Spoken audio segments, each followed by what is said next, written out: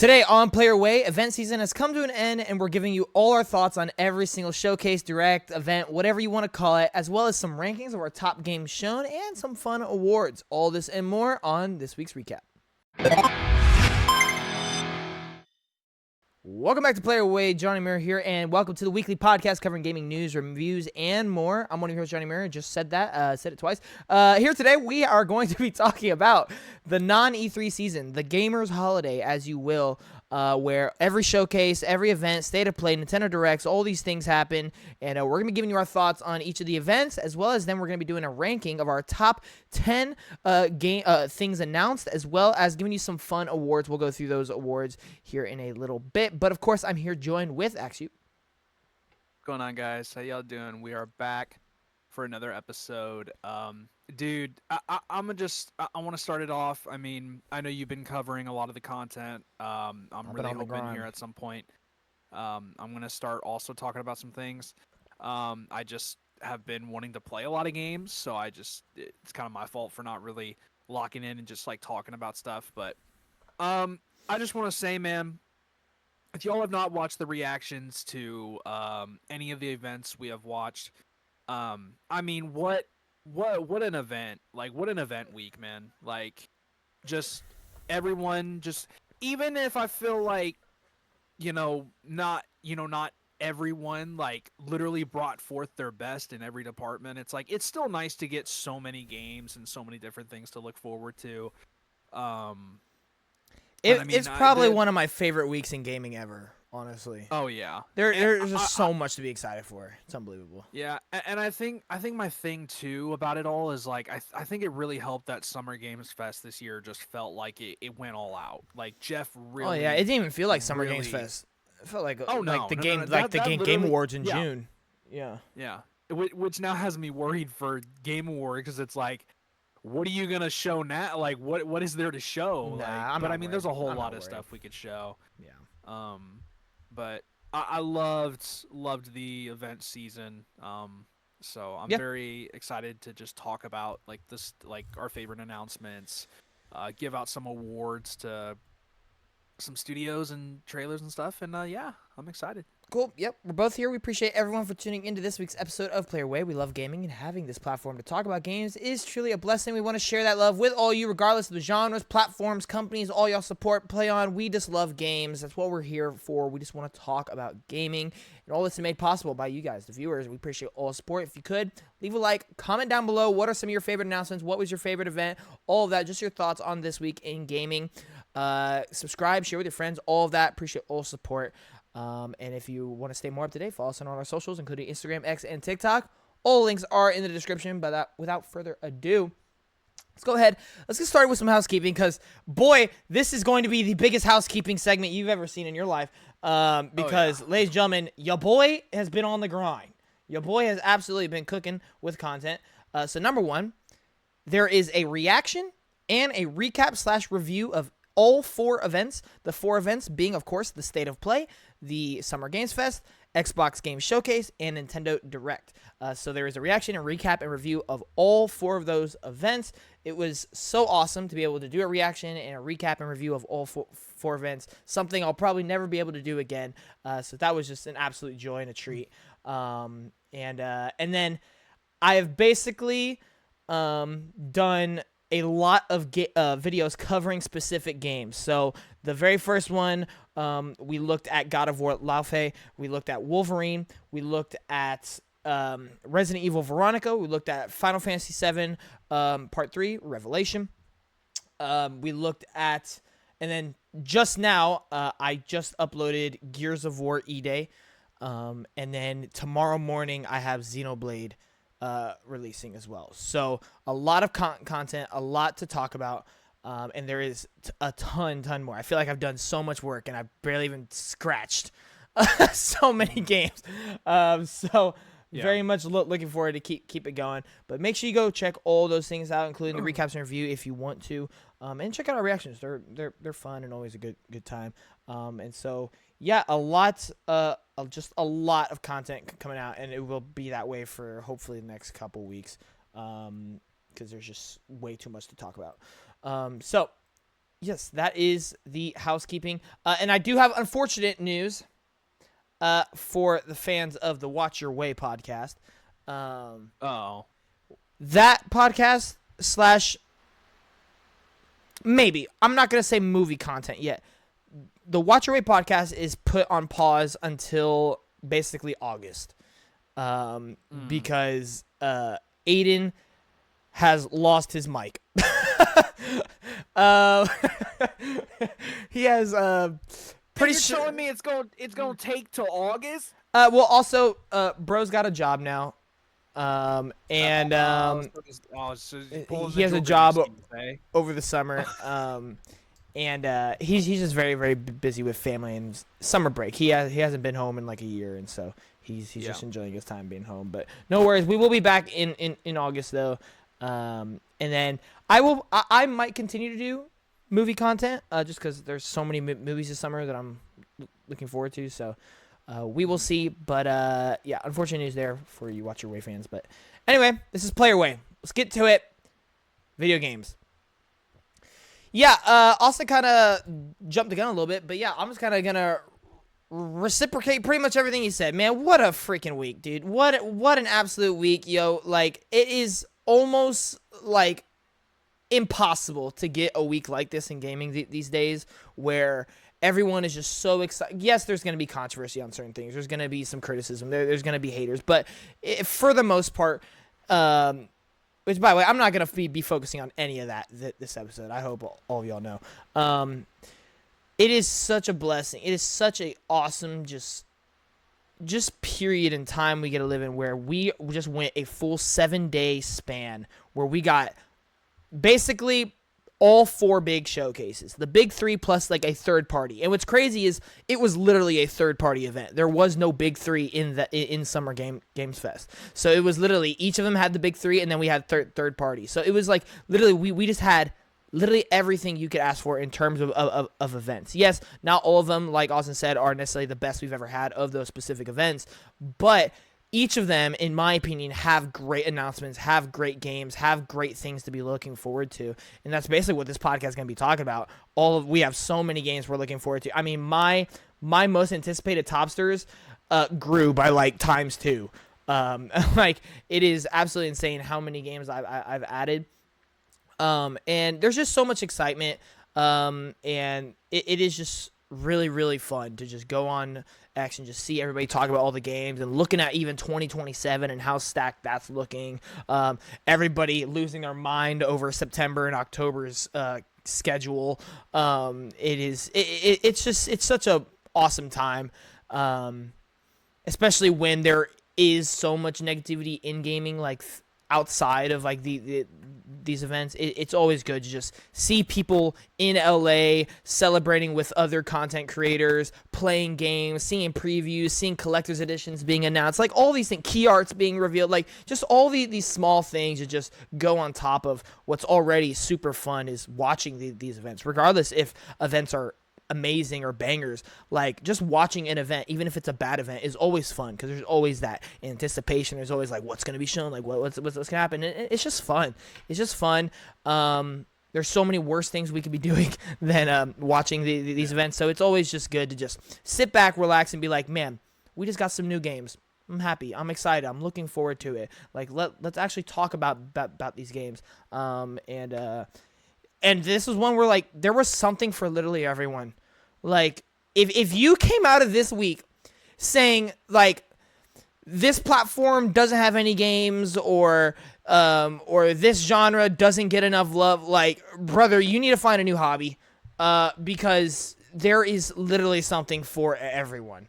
And again, that's just goes to show you how awesome of a week this was. And so, yeah.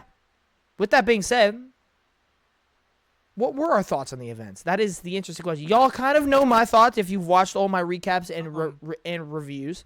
Can you do me a favor real quick? Yep. Is there any way you can unplug your mic and plug it back in? It's like sometimes depending where you are, it's a little staticky.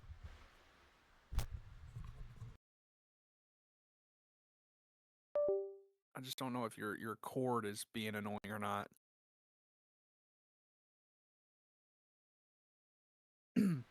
Hello.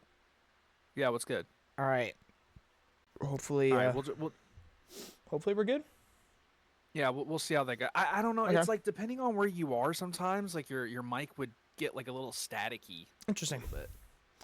All right.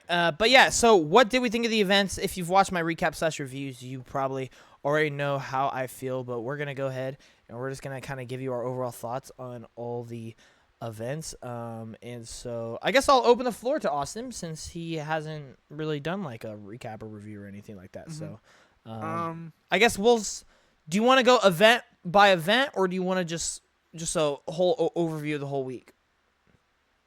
buddy, you asked me the questions and I shall answer. Okay. I'll start with this one. This is an Okay. interesting one because I don't want to go straight into comparing all the different events. We're here to celebrate games. Yeah. Mm-hmm. What was your favorite event?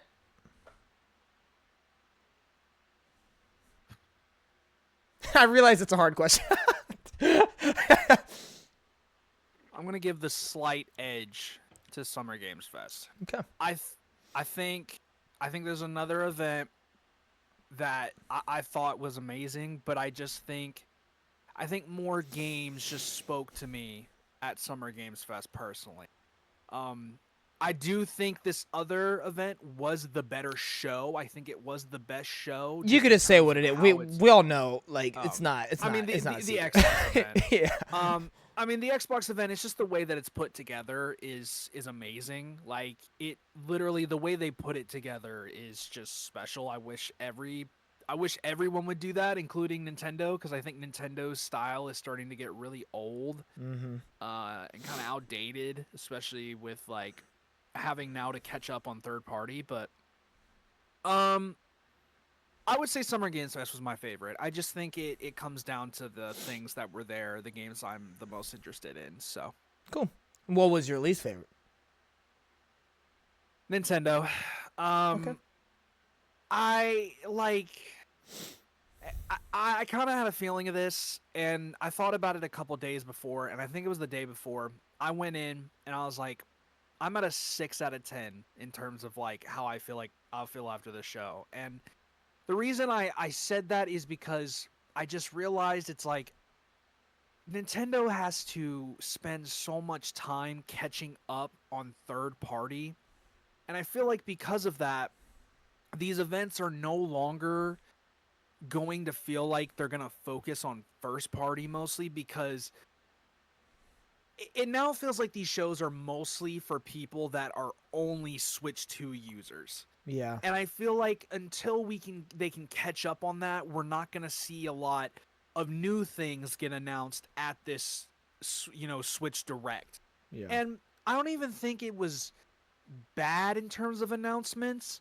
Like, I remember going on Kind of Funny, seeing them talk about what they felt about the event. And I honestly perfectly agree with what Blessing said. Blessing was like, you look at this on paper, you look at this list, Yeah.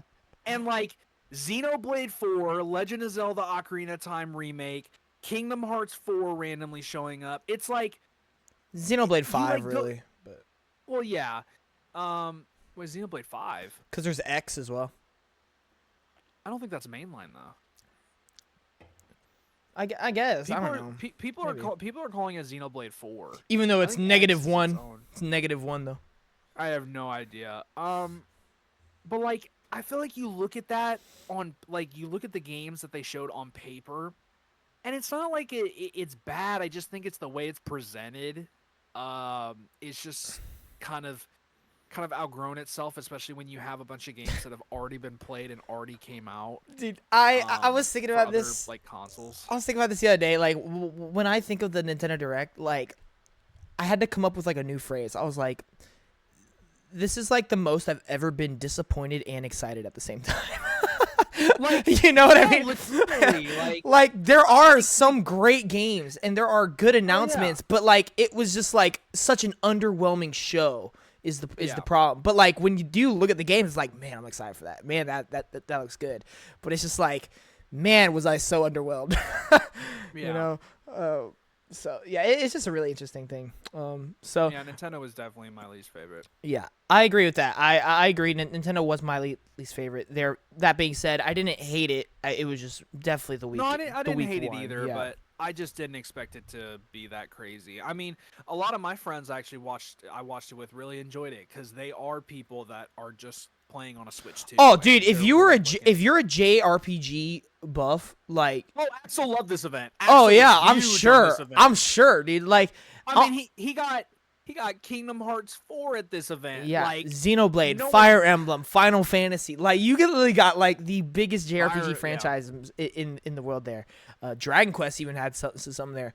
Like, yeah, it that's was. where that's Nintendo's the place to go for JRPGs, man. Yeah, That's for just, real.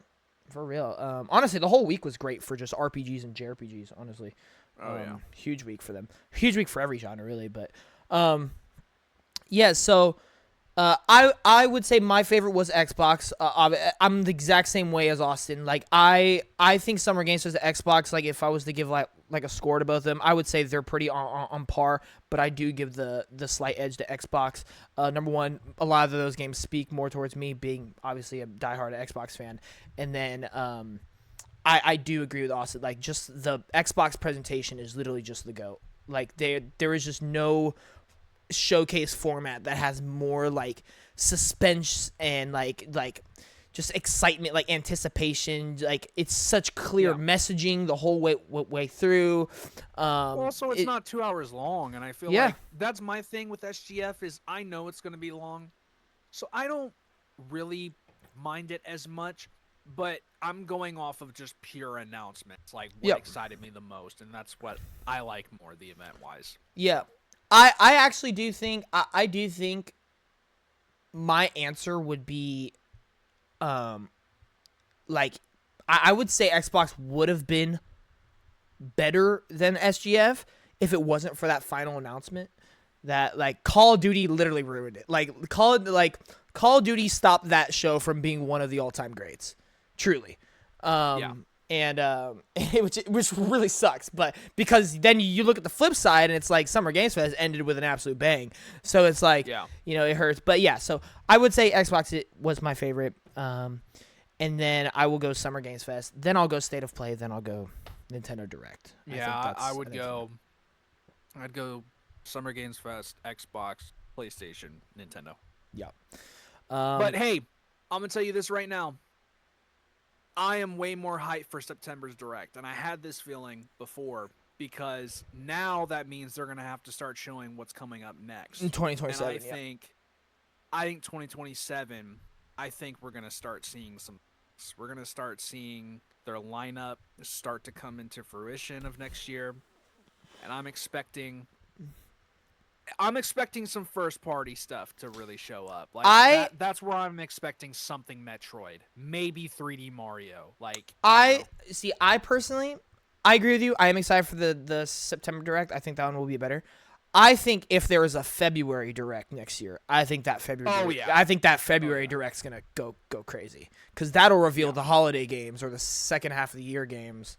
Yeah. For Nintendo. So yeah, that'll be huge. But so all right, so let's go event by event real quick and talk about it. So Okay. State of Play was the very first one. As y'all know, I really love this event. They started with Wolverine, ended with God of War. There was a couple first party announcements spread throughout with Marvel Tokon, Until Dawn 2. Trying to think if there was anything else off the top of my head. Can't really think about it. But then there were some fun surprises like for me there was a Stuntman Hollywood, which is out of nowhere hilarious. But how are you feeling about the State of Play? I'm definitely not as high on it as everybody else. Once again, I think it's just a matter of opinion and just what I like. I think there's some really cool stuff in there, but I also just feel like some games that I would have been excited for, I just don't feel like spoke to me or just didn't. I don't know. Like I looked through this event, and it's not like the things that were there weren't good, but it's like it just didn't really speak to me as much. Like like a Silent Hill Townfall is still a game that like Mm. I'm excited to see, but it's like I'm not yet sold on that game, and it still didn't sell it to me. Um, I have literally no experience with Stuntman. I mean, I think the idea is cool, but I don't know anything about the quality. But like, I'm glad everyone else loves that. Um, I am I'm not sold on Until Dawn 2. I don't really I don't know, man. I just I'm not I'm not really vibing with it personally. Um I mean, and then there was some other stuff in here that like really sucks, like that we just didn't get to get a lot of info on. I still enjoyed it. It was a good event. I definitely had a good time. Um it's just a lot of the games I guess I just wasn't sold on particularly, and that's just Yeah. the case. That kind of sucks for me. I just remember. Ain't no way that just okay. Um, there was Rayman at this event. Yeah. Rayman Rayman Legends Retold was at this event. Tomb Raider, Legacy of Atlantis was at this event. Ace Combat 8 was at this event. Um, Control Resonant. Onimusha, Yes. No. Silent Hill Wait. Townfall. Yeah, Yeah. Onimusha was there. You're right. You're right. Silent Hill Townfall. Yeah. So I really like this event. I do agree with Austin and Sen. There were some things that I felt were missing from this event. Games that absolutely should have been here that were not. Yeah, one of them, is... I'm assuming we both have it as our award. Oh, yeah. Absolutely. Yeah. Like, so we'll kind of save that. But yeah, for me, as somebody who absolutely loves the first and last game that was at this event, especially with the last one and the way that they did it, like, I actually do think the way that they handled the final announcement, we all know, God of War Laufey, is one of the best ways I've ever seen a game announcement handled, where they're literally like the game was leaked and everything. The game was leaked. The game was highly rumored. We all knew about it. If it was just to get a trailer, I feel like it would not be nowhere near as exciting as it is, because what they literally said is like, hey, y'all pretty much know the game that's going to close the show. So here's 20 minutes of just uncut, uninterrupted gameplay. And they showed boss fight, they showed story, they showed the opening of the game. Like it was just an amazing way to reveal a game. Yeah, it was just super duper hype. Wolverine looks great. And then there was some fun announcements spread throughout as well. Yeah, so that was State of Play. Then we get to Summer Games Fest. I think Summer Games Fest was easily the best Summer Games Fest we've ever had. Not even close, really. The only one I can think of that was close is the one where Elden Ring closed out. But even then, I think overall this one was better. Yeah. Opened with Resident Evil Veronica and closed with Final Fantasy VII Revelations. And there was just so many things spread throughout. We have Stellar Blade. We have Virtua Fighter. We have Star Wars Galactic Racer. We got Cuphead, baby. Cuphead. Yes, I completely forgot about those. Yeah. Alien Isolation 2. That's right. Gen Atlas. Yes. I mean...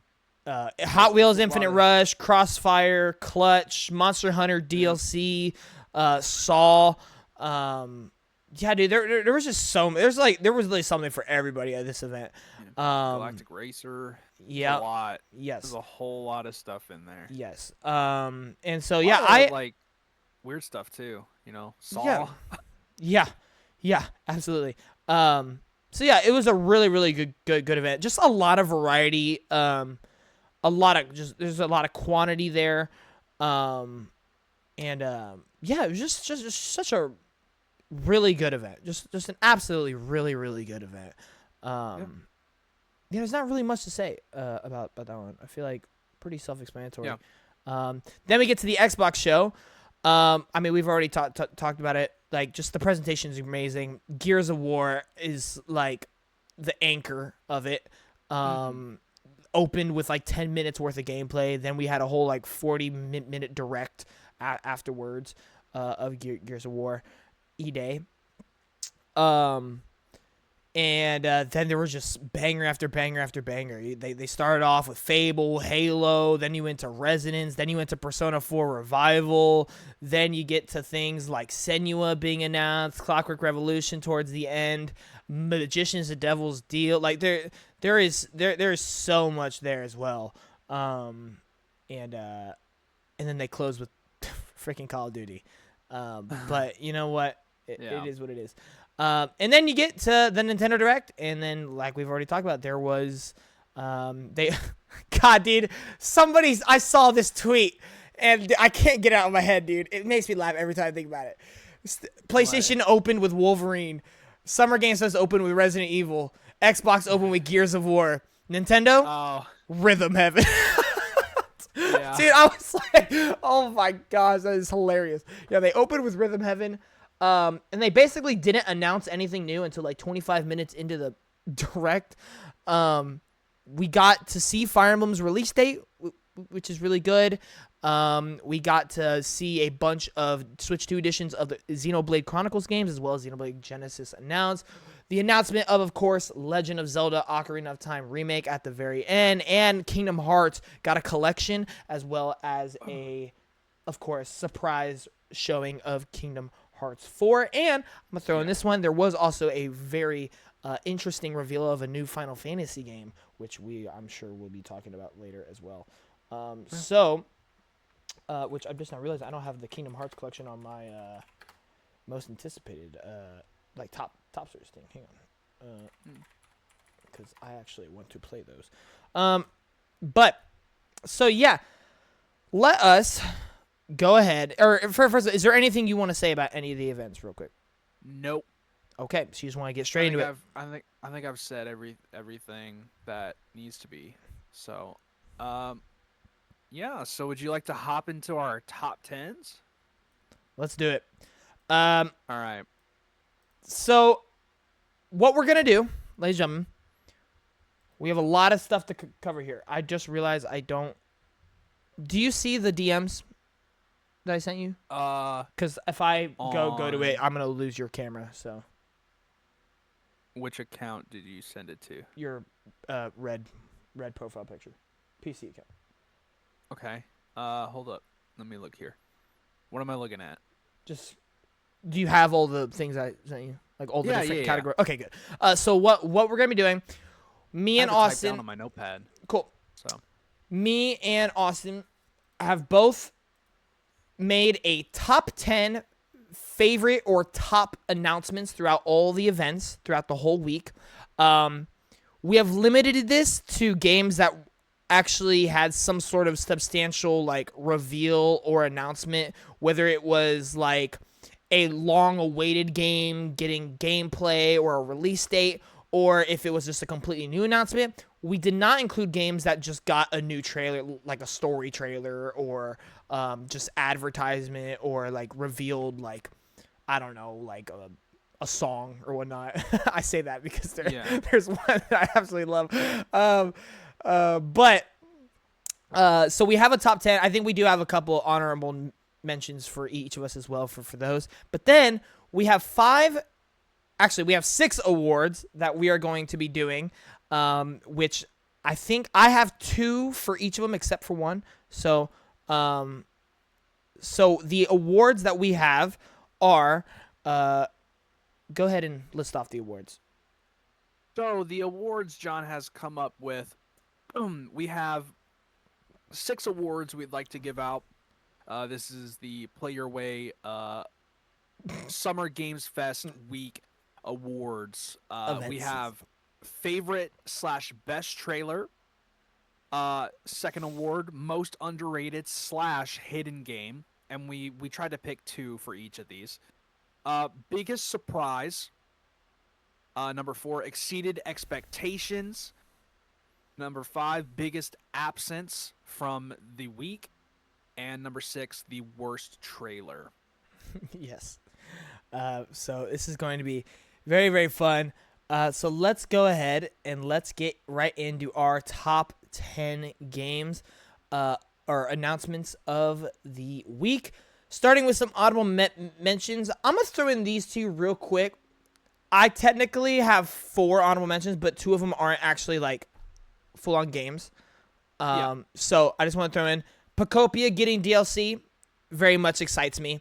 And then I really liked the announcement of the villains team in Marvel Tokons. But I just want to throw those out there because those aren't really like game announcements or just like, I don't even know what you call it, like just like content reveals, I guess. I don't know. Update reveals, so something like that. So I threw those in. But anyway, let's go ahead and let's get to it. Austin, what are your honorable mentions? So I have 3.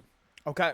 And you're gonna be like, whoa, but see, and I'm wondering if I should move one because one of my number 5, I'm thinking about it. It's not the first time we've seen it. Hey, I'm not gonna lie, y'all. These lists that we have are going to very much represent ourselves in terms of our interests. Yeah.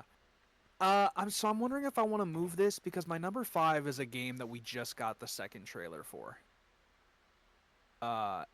We only had one trailer before then. So what are you saying? Wait, what? Like, do you think I should get rid of that because we already like had got like an announcement for it? Because I don't mind. If it's the game you're thinking of, I say keep it. I have it as an honorable mention.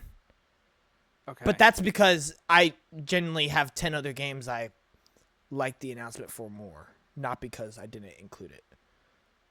Okay. Then I'm gonna keep it. I have 3 honorable mentions. My first one, Wolf Among Us 2. Wolf Among Us 2. I mean, I love what that team ended up. You know, the team that left Telltale ended up doing with Dispatch. It's got me interested in the game, of course. It's been a long time waiting for this game. I have people. Whoa. Hold on. The team that did Dispatch. Yes, they left Telltale ad hoc and went to go make Dispatch. Yeah. Are you saying the Wolf Among Us team is the same as Dispatch? No. Okay. No. I was about to say you're buddy, tripping. I said they left. I got you. Telltale. I got you now. Goodness gracious, use those ears, buddy. But no. I mean, just seeing like, I'm interested in the game because after seeing what their other team did, and also like I've seen my friend Axel play the first one a little bit, and it's like seeing it here is so awesome. And I mean, it's not in my top 10, but I just wanted to give it that honorable mention. My one of my other honorable mentions, honestly, one that quite surprised me, Magicians: The Devil's Deal. That game looked actually like super unique and like super cool. The man currently. I can't really put words into it, but it's just like I was not expecting a game like that to really be at the Xbox show, but I mean at the same time, like they're always. I feel like Xbox always finds that one game that's like, whoa. Like, there's always that one really, game like unique. Yeah. So I really liked that one. And then my final honorable mention. A lot of people will not be happy with me for this. God of War La Fey is my last one. And it is not because I think it looks bad. I think it's exactly what I expected. Like, I know it's going to be phenomenal. I do, but I guess just because I feel like not a lot has surprised me with the game, really. Like, it's one of those games where I look at it and I'm just like, I know this is going to be phenomenal. Like, I've seen them cook like this before, and it's not like it's that much different from the other games that we've had. But I'm still very excited, and yeah, that's really about it, man. Like, no hate to that game whatsoever. Like, so those are my 3 honorable mentions. Alrighty. I have 2 honorable mentions. One of them being Ace Combat 8. I would probably have this game in my top 10 if the gameplay was actually shown during the event, we kind of got the gameplay after the state of play. And like I think it looks awesome. I love flying in video games. I think flying is like, I don't know. I just love flying. And so I'm really looking forward to just trying this game out. I think the like kind of the like story and cutscenes that the game goes for is really interesting for a game like this. And I don't know, it just looks like a really well like produced game. So very much looking forward to just trying this game out. I've never played an Ace Combat game, so really looking forward to that one. And then my other honorable mention, I do have Clockwork Revolution, which continues to be one of my most anticipated Xbox games. I do think I like the other trailer more, the one from last year, a little more. That being said, I mean, this one just doubled down on the fact that I think this game is going to be an absolute banger. I just don't see this game not being great, to be honest with you. Just everything they're going for in terms of characters, world, gameplay, just concepts, I think is so interesting and unique and creative. Like, if they could just execute, I think this game could easily be one of Xbox's like defining games of the generation. Easily. And so very much looking forward to it. The only reason it's not in my top 10 is just because I felt like I kind of already knew what this game was, and so it's like the trailer didn't like shock me or like get me super like popping off or anything. Because everything in my top 10 list is pretty much like we got something entirely new. And so but yeah, outside that, that's those are my honorable mentions. So so how do you want to do this? Do you want to do each of us give our 10, then each of us give our 9, each of us give our 8? Yeah, I'd like to do it like that. Okay. I'd rather do it. All right. So what is the first game in your list? My number 10 is going to go to Rayman Legends Retold. This game, it's funny because I think John will remember. I think I somewhat, we had talked about it. And I'm one of those people, Rayman Legends is amazing. That game is, to me, a 9 out of 10. That game's amazing. I still, to this day, even when seeing this remake, I don't think it needs a remake. But honestly, like, I'm not mad at what we've seen. Like, I honestly really like what I've seen of the game.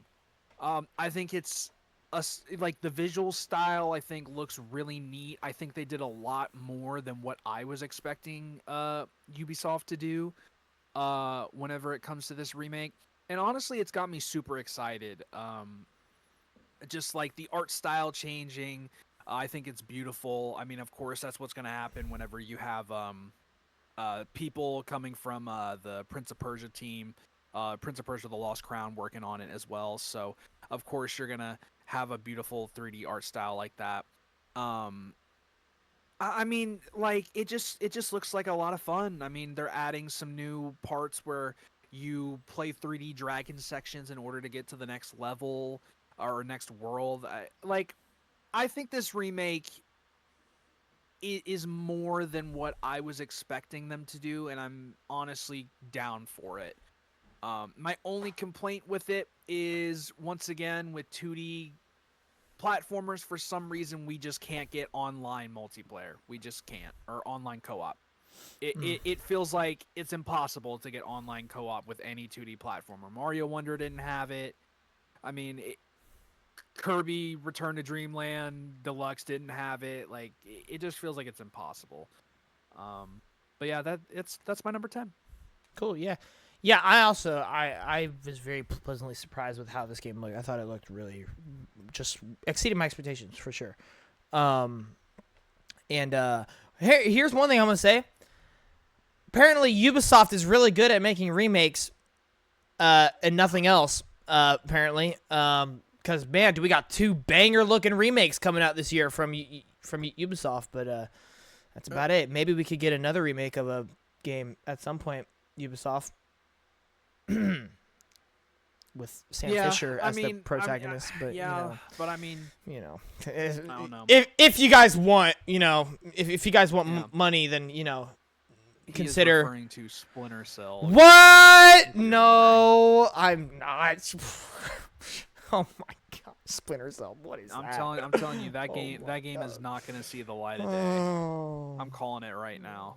Yeah, I'm going to see the light in heaven when that happens. Anyway, What is your what is your number 10, John? my Let's number talk 10 about that. is Logan himself, Wolverine, baby. This game rocks, dude. This game looks so freaking fun. This is honestly everything I thought the game would look like and more. It just confirmed to me that Insomniac just never misses. They are so good at just adapting these characters into video games. Like, dude, like we're just watching the gameplay, dude. You just feel like even just watching it, you feel like Wolverine. I'm not even playing the game, and I feel like Wolverine, jumping all over the place, brutally demolishing enemies, throwing them into concrete walls and things like that.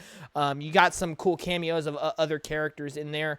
I think this game looks so freaking awesome. I would have it higher on my list, but I think just the fact that it was already a known quantity hurts it, because literally every other game ahead of this is a brand new announcement. There's been no trailers beforehand, so that's why it comes in at number 10. Number 9, Austin. Number 9.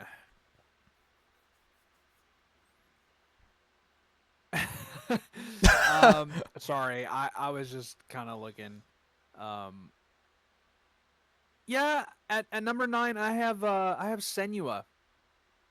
Wow. Honestly, Okay. I was not shout out. expecting. I was not expecting to see this game at this event, or at the Xbox event. I called it. I just wasn't expecting to see it at all this week. But apparently they worked some absolute magic over there. Some wizard craft went down. And yeah, I mean, honestly, I understand some people out there may not like that they're going more action-y with this, but I feel like the biggest issue with Hellblade was the combat. I feel like it just wasn't really immersive enough whenever. The biggest issue is that it's just boring sometimes. Well, yeah, and I mean, I think what it does outside of that is beautiful, like the puzzle and the storytelling. I just think it's the combat is just like, man, it's the walking simulator. It's just very mediocre, and sometimes you're just kind of walking for no reason. But honestly, it shocked me. Like, and once again, I think it's because I have experience with Hellblade, and it's like seeing them go in this direction, I think is super awesome to see. And I don't know, man, it just looks good. I mean, you get the classic Hellblade visuals that look phenomenal, and now you're gonna have a different combat style that hopefully should be more addicting. We're seeing, oh man, what's her? I keep wanting to say Amicia. It's not Amicia. Senua? Senua, yes. The name of the game? Sorry. It's weird now that it's just Senua. What is it? So like we're seeing her throwing axes and stuff at enemies. I'm like, I'm so down for this. Like I'm down. Yeah. That was a stupid moment. But guess what? You know what? It's been called Hellblade. I don't call it Senua. Now I have to. It's like, all right. But yeah, Senua's probably is at number 9. Cool. Yeah, awesome. I will be talking about Senua later, so I'm not gonna talk about it right now. But little hit. My next game is Stellar Blade Blood Rain. It's really interesting because I enjoyed Stellar Blade 1.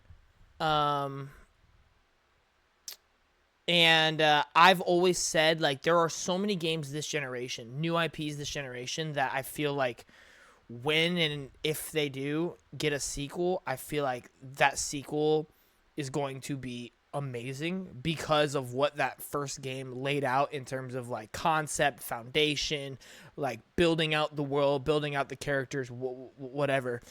And Stellar Blade was one of those games. I'm like, dude, the combat here is great.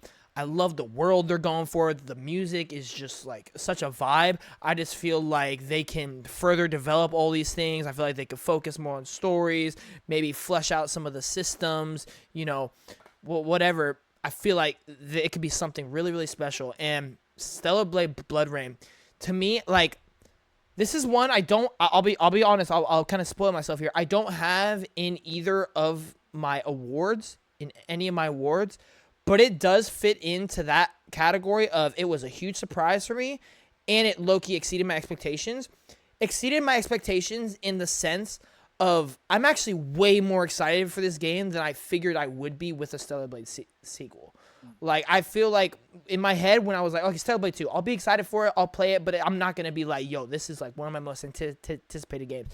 Well, that's not the case. I am actually very, very excited for this game. I really want to play it, and I think it's just because I think the trailer looked so awesome. I love the fact that we're going hand-to-hand combat. I love the fact that we are getting a new character. I love the world and the city and environment that we're seeing. And it has all the things that you loved about Stellar Blade 1, the music, the visual style. So yeah, I'm all for it. The fan servant, no I'm kidding. No, and Messing with people. and so yeah, I was very, very pleasantly surprised and happy with this game announcement. And so yeah, Stellar Blade Blood Rain comes out at number 9 for me.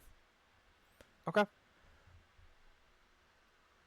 All right, I guess going on to number 8. Not too far away from you. My number 8 is Marvel's Wolverine. I agree with everything you said. I think the game looks so fun. I'm ready to get in there. Yeah. And claw away at people. Claw away at my enemies. The very intense like gore we're gonna have in terms of like fighting enemies. I think it's gonna be awesome. I feel like the game in terms of story has set up something that I'm definitely interested in seeing where we go with Logan.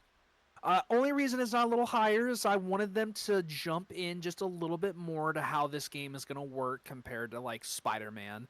I mean, this is a linear game, so I'm wondering like, hey, are we going to be getting collectibles? Are we, what's going to keep us moving besides this main story? Are we going to have side quests? Are we going to have, are we going to have anything?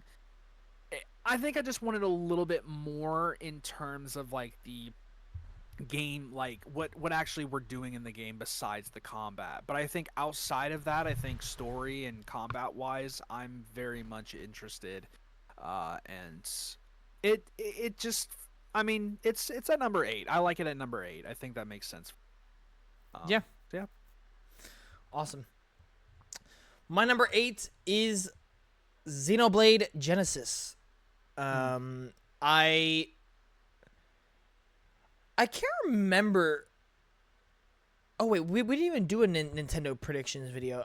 But yeah, this is one that like in the back of my head I've always like thought like, wonder when we are gonna get the next Xenoblade. And well, hold and behold, here it is, Xenoblade Genesis. Yep. And it came right. I said it wouldn't be here. Yeah. I'm 0-2 on 2 games.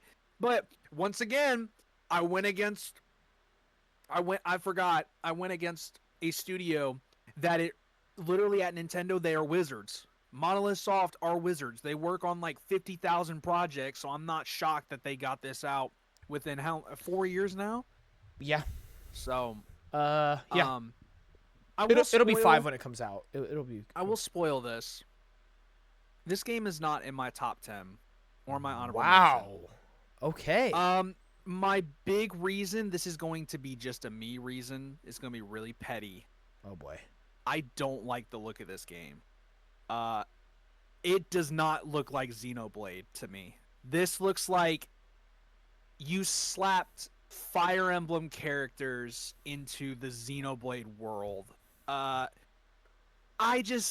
Me personally, like, I'm excited for this game, but I just don't like the character direction we are going with this game. Like, it just feels like this game, it just doesn't feel like Xenoblade to me. I think the world does, but I don't think the characters do.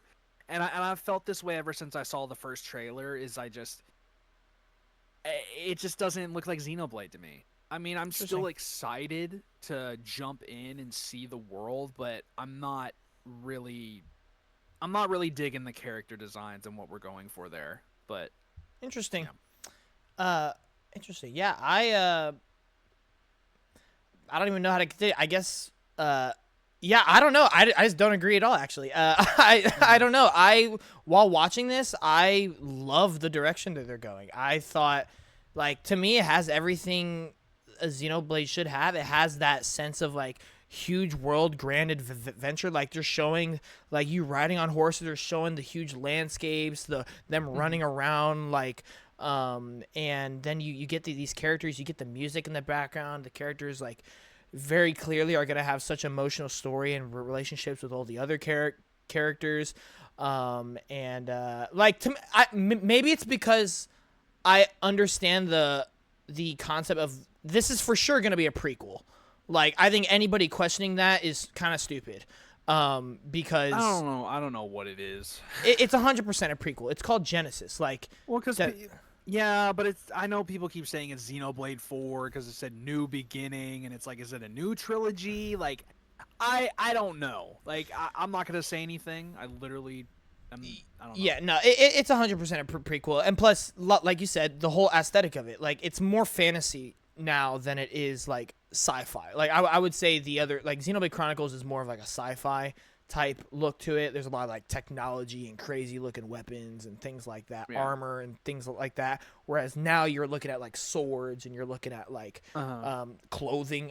I mean, they all have clothing, but so yeah, I don't know. This one This one really excited me. I number one, like kind of what you said, I have so much faith in Monolith to deliver a great story, in-depth gameplay, great music, and I think from a visual standpoint, take away like the style of it, I think the fidelity of it looks great. I mean, Chronicles 3 was already one of the better looking Switch games, and now on the Switch 2, I think this is going to be the same exact case. I think it's going to be one of the better looking Switch it's 2 definitely games. gonna look. It's definitely gonna look better, especially now. I will say, going back on the normal Switch, if you go back and look at Xenoblade 3, it is kind of rough. Yeah, But it's like rough. now that we're on the Switch 2, it's definitely gonna help out. Yeah, for sure. Um, Yeah, and I like don't know. said, it's just a me thing, man. Like I'm just not feeling these character designs. I feel like from going from like 1, 2, and 3, they look like Fire Emblem characters. I can't not see it. Like I don't know. That's just me personally, but Interesting. I still will be playing. So Yeah. But yeah, I'm very much looking forward to Xenoblade Genesis, and this will for sure finally, assuming I don't go back and play the other ones now with all the Switch 2 editions, this will finally be the one that I can beat, hopefully. And so, yeah, very much looking forward to it. I apologize for 3, my friend. It's okay. You know what? I kind of like the joke now. I kind of like the running joke. All right. For those of you who don't know, I've said it in my thing, but Xenoblade Chronicles 3 came out. I was really excited for it. I'm actually the one who kind of put also, because I worked at GameStop at the time, and there would always be this Xenoblade Chronicles 3 trailer playing on the little TV. And dude, it was like one of the most gorgeous trailers I've ever seen. The music and the like story and everything. I was like, yo, hold on. This trailer low-key sold me on the game. So I went to Austin like one night. I'm like, dude, watch this trailer. I'm telling you, it might sell you on the game. He watched it and he's like, yo. The trailer changed my life. Dude, It's that trailer. It's probably in my top 10 trailers of all time. Yeah, literally. And then he ended up playing it. Yeah, he borrowed my copy of the game and he had it for like 3 months. And the game came out in July. So by the time I got it back, it's September, October, and we all know that's gaming release central time. And so I got it back. I'm like, I don't have time to put in 80 hours to this game. So I just never got around to finishing it. But I did put in like 10 to 15 hours, and I really loved those 10 to 15 hours I put in. Yeah. I just never got back around to it. So I screwed John over. he really did. That might be one of my favorite games of all time, and I'll never know. Oh, it's funny. It's funny. But anyway, what are we on? Number 7. My number 7 is going to go to Yo Mama Genesis. Okay. Sorry. I don't know the purple guy we all love.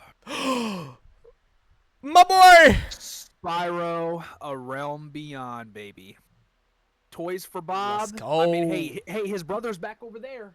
Oh, But like, I mean, we had a feeling Toys for Bob was gonna show up at the Xbox event, and I mean, man, just looking at it, I have not played a Spyro game yet, which is probably quite surprising to a lot of people, as me calling myself the platforming god or the platforming king. I love platformers, specifically as well 3D platformers. I also love 2D platformers. I'm just excited to see like a new Spyro, see what it's like. I definitely need to try the Reignited trilogy before. I mean, it looks beautiful. I know it's gonna be a ton of fun to play, and it's just Spyro just looks so awesome. Like, I think it's super awesome that I'm gonna end up trying this, and I'm doing like a 3D platformer as a character I get to fly around with the time. I think it's awesome being able to do that. And I just think this game looks really cool. I mean, it looks awesome. So sorry, y'all.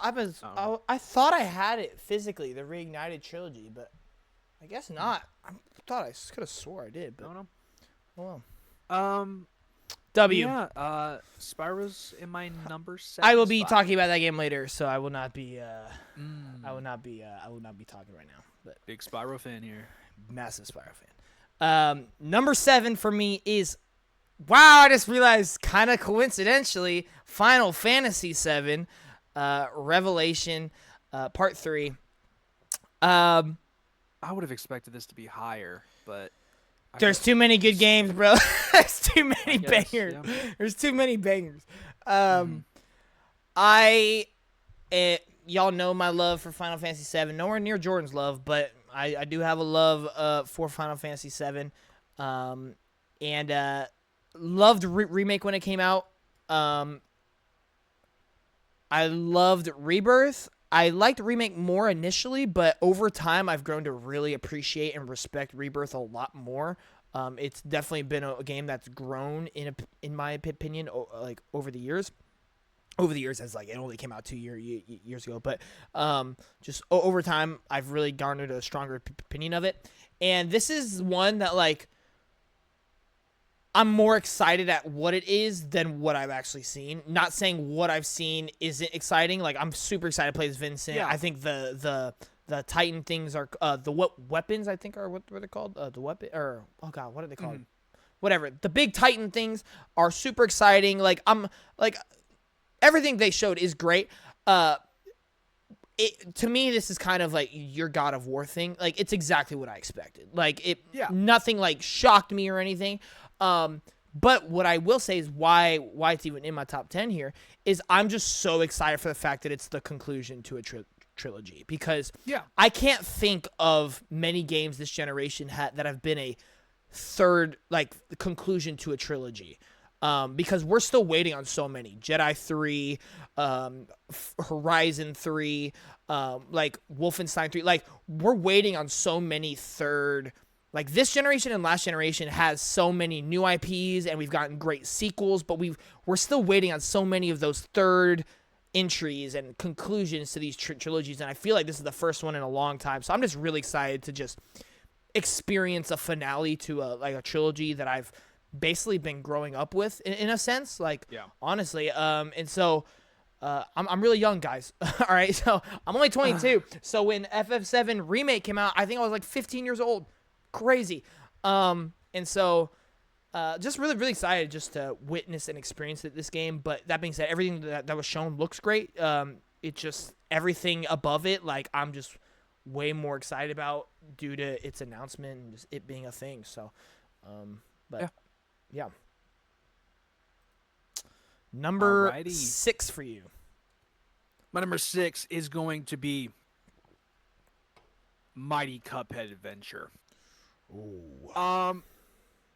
Dude, I'm gonna be real with you. Like, I really like Cuphead. It's not one of my like favorite 2D platformers ever. I think it's a great one.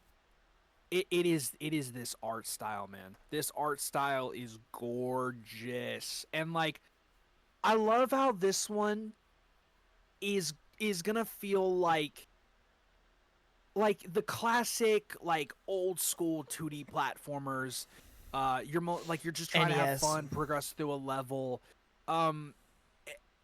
Yeah, and that's the thing that I feel like I like about this one more is it like I don't know, when I look at it, I picture like the way I look at it and how it does now is it kind of plays like Mario in some ways, how you're progressing through a level and it's um like if you die at any point without getting a checkpoint, like of course you're gonna restart from the beginning. But I feel like this one will be a little bit more like toned down in terms of difficulty, and I just feel like this one definitely looks like it's aiming for like the more fun aspect. I don't know, man. I'm just a big, huge fan of 2D platformers, and I absolutely love this art style they're going for. I think it's gorgeous. I don't know, man. I just I just really like the look of it, and I really want to get my hands on it when it releases at some point. I don't know when it will, but I really want to get my hands on it when it comes out. Yeah. Cool. My number 6. Kind of funny, doubling down here, back to back. Final Fantasy Resonance. Is my number 6. Okay. Yeah. That was probably a big, probably a surprising pick. I absolutely adore this. I absolutely adore this. I could put this game in the awards for every single category except the negative ones. I think this one had one of my favorite trailers. It was one of my biggest surprises because I just there's no way I could have even guessed it. It's a completely new concept. It's not even a remake. Well, it's a reimagining of a mobile game. No, it's not. It's a completely new Final Fantasy game. You were talking.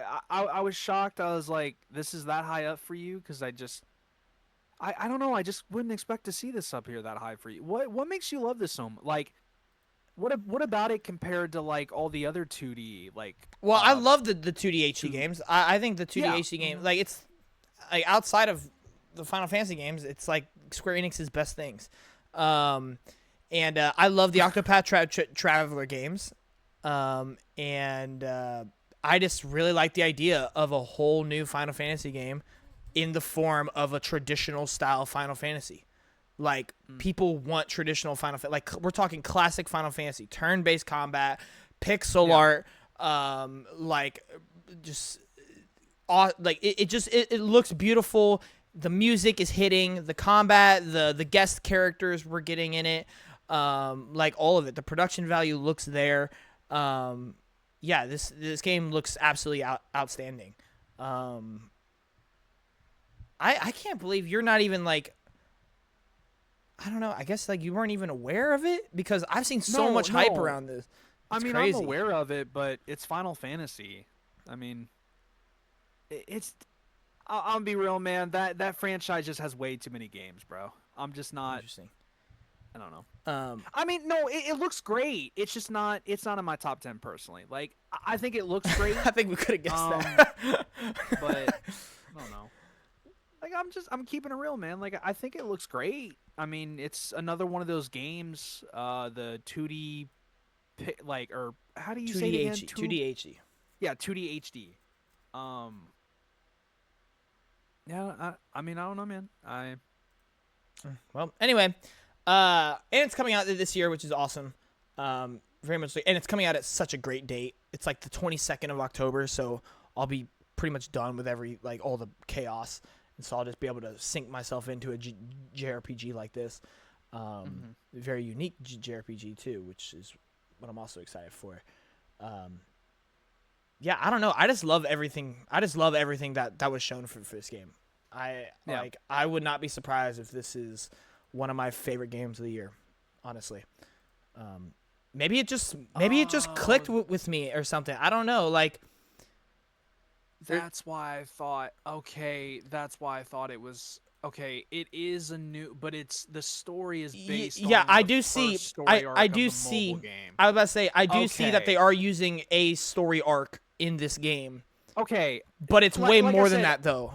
yeah. They've already confirmed it's a wasn't- 30 to 40 hour game. Okay, I wasn't trying to prove you. I just wanted to make sure I get my facts right. No, you, because that's what I saw. I remember seeing that, and I was like, I don't like. I thought it was supposed to be like a remake. Because No. at first, I thought it was the very first Final Fantasy game. Because I thought it had like Final Fantasy No. 1 or something. Even during the trailer, the guy said this is the very first Final Fantasy game in the 2D HD, brand new Final Fantasy game in the 2D I HD. read that as like It's the very Final Fantasy 1. Yeah. Yeah, that's how I. No, it's just a whole new Final Fantasy game, just using a very classic traditional format. Yeah. Okay, I apologize. I'm sorry. No, you're good. I thought I was like, I don't know, because I read something different, but I should have read into it a bit more. Yeah. That's probably gonna be a really good one then. Yeah. So yeah. But yeah, so I'm very, very excited for this. I'm very, very excited for this. Man, they have like 40,000 of those 2D HD games, man. Yes, and I think that's probably why this one is so exciting, because to me this one stands out above the rest so easily. Kind of reminds me of Elliot. Yeah, it really does. Dude, I'm not gonna lie, I could see this game in the next couple months becoming one of my most anticipated games. I even thought about buying the collector's edition for this game. That's how much I don't know why this one really just hit for me. I just really remember seeing this and being like, God, I want to play that. Holy moly, it looks incredible. I'm gonna have to go back and watch your reaction. I watched the parts that I thought you would care about. Yeah, because I was like, direct is kind of. Yeah. So I was like, I went back and just looked at all the big stuff, but I guess I did not expect you to pop off that much for this one. I don't even remember if I popped off. I just remember being like, dude, look at this. Holy moly. This is such a great idea. Holy moly. This is, I could really see this being huge. And so, I don't know, how huge it's going to be. It may not sell that well. Final Fantasies apparently don't sell very well. And 2D HD games are kind of all over the place sometimes. Because they diversified their audience. Yeah. I'm telling you, Final Fantasy 14 might have been one of the worst games they could have ever made. Because I think that game took all of the Final Fantasy player base. Because they're stuck on there. And they will not it's leave. true. It's true. But yeah, and then 2D HD games are kind of all over the place. So it's I don't even know how it's going to land. But all I know is I don't know, just something about this one specifically is just, it's just working for me. And I just have a really good feeling about it. And so yeah, that's man. Out of every game this whole episode, I did not think we'd spend the longest on this one.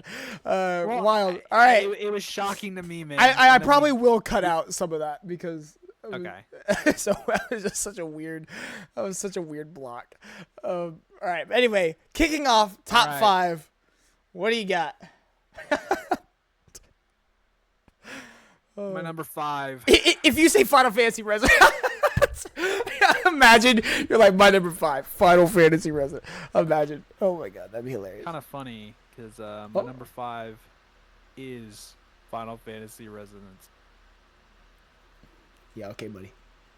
If I was stupid, Crazy Taxi, baby. Oh man, I've been an emotional roller coaster with this game. I just gotta say it how it is, man.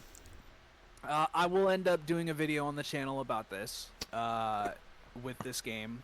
I definitely want to do coverage on it.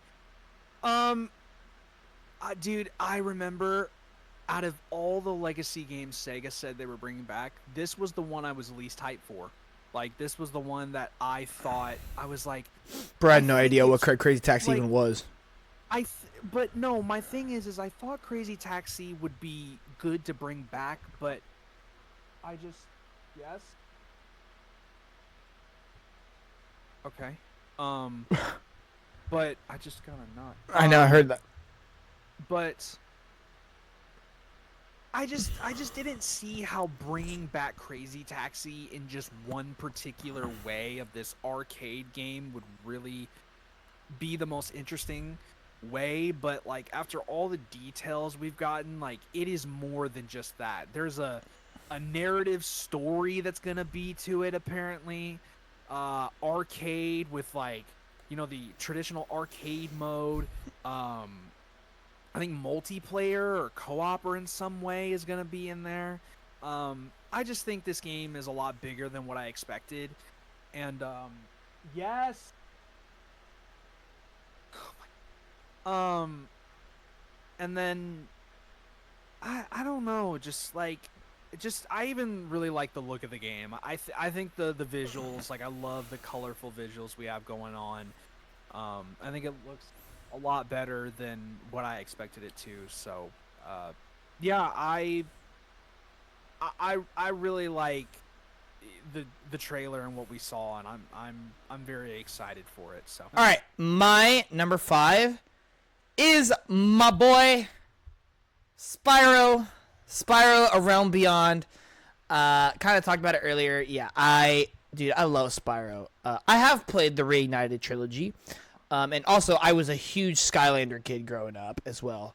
And it all started kind of with Spyro. Yeah, I've always had a soft spot for Spyro. It's between Spyro and Crash for my favorite platformers. Like franchise at least. My favorite game is Rift Apart, Ratchet and Clank. But franchise-wise, Spyro and Crash have always been my two favorite platformers because I love, like, I'm a sucker for those PS1, PS2 / Rare, like 3D platformers back there, and like Banjo as well is kind of in that category. And Spyro has always been one where it's like, I feel like in terms of like charm and uniqueness, I feel like Spyro is like very up there. Because he's just like a dragon, just running around the place, flying around the place, doing his things, like breathing fire, headbutting everything, and it's so fun. And yet they somehow each game somehow take that and just make it so fun. And just jumping around, going through all these levels, the level designs, the enemies. I absolutely love Spyro. I love him as a character. I love the world here, and yeah, this trailer, the visual style is immaculate. I love just that opening shot of looking at the environment with those two little creature bird things. Those things look really cool. And then you start seeing the gameplay where he is flying around, and I'm just like, dude, I can't wait to see what they can do with a whole new Spyro game. We haven't had a whole new Spyro game in 20 years, bro. Like, this is absolutely awesome.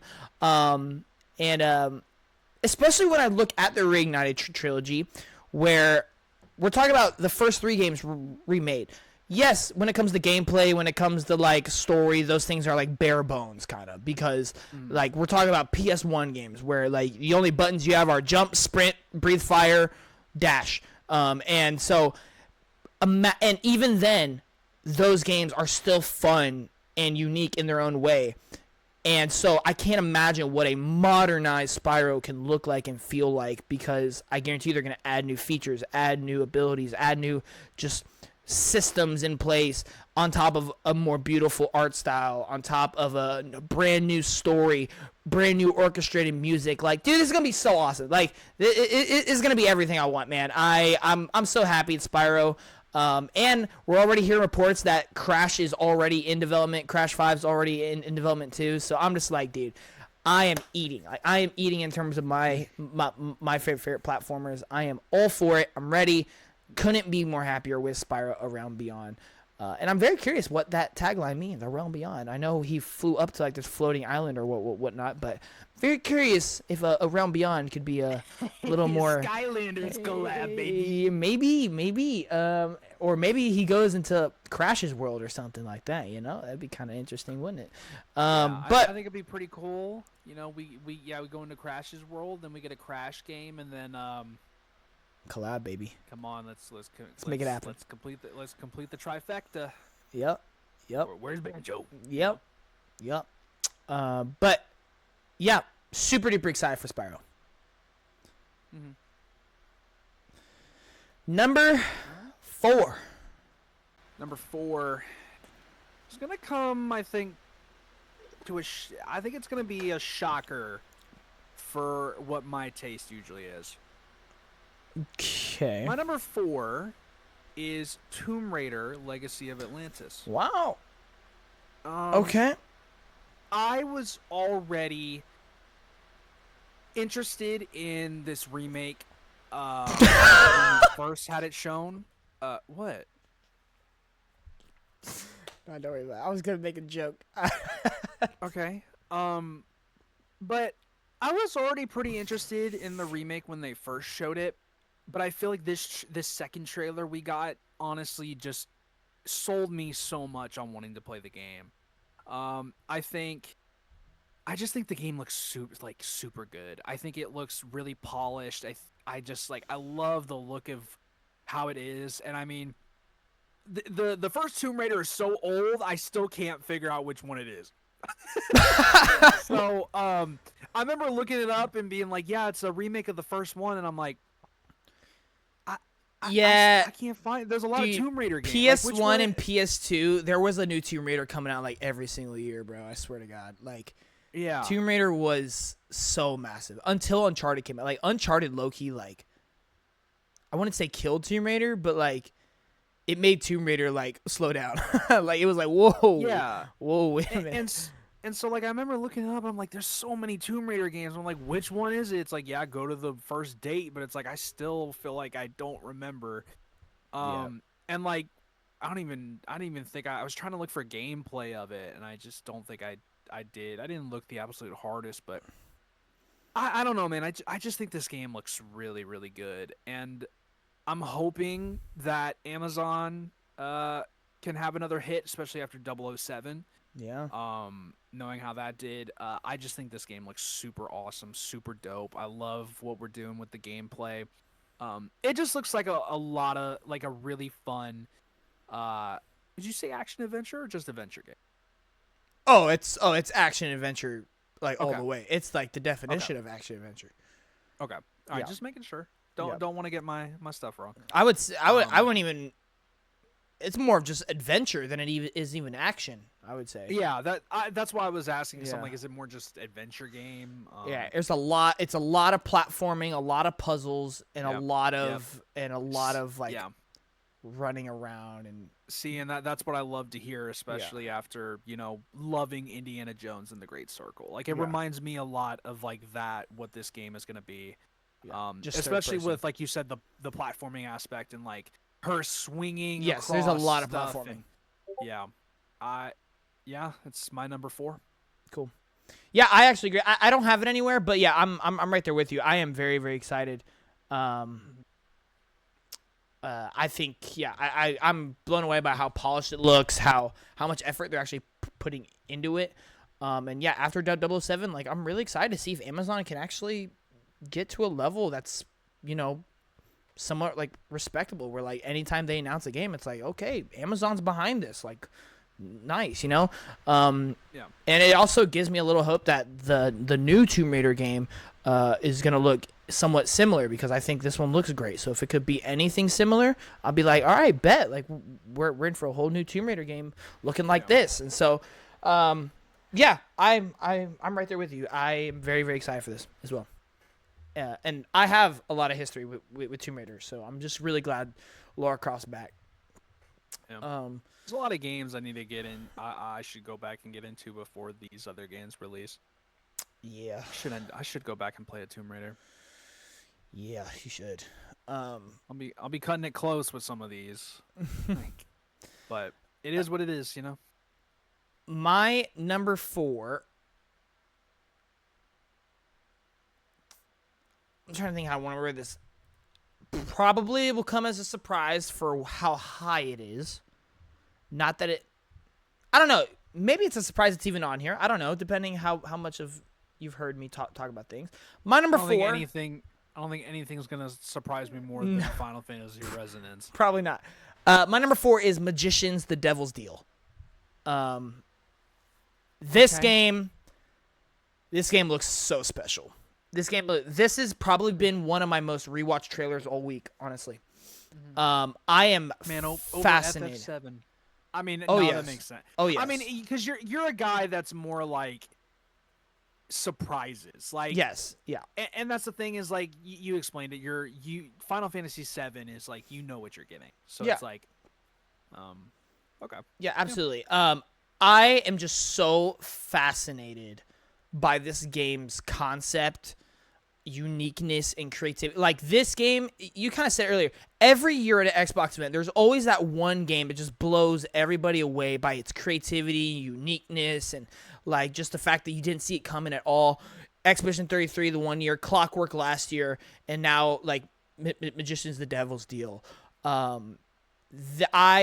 I loved watching everyone's like Maximilian's reaction to this, kind of Funny's reaction. Like, everybody kind of had the same exact reaction. Like, they're watching it, it's like, what the heck am I watching? This looks so like weird and like interesting. And then they start showing like CGI gameplay, kind of like fake gameplay to kind of give you an idea of what the gameplay is going to be like, and you're like, dude, what? Like, this looks crazy.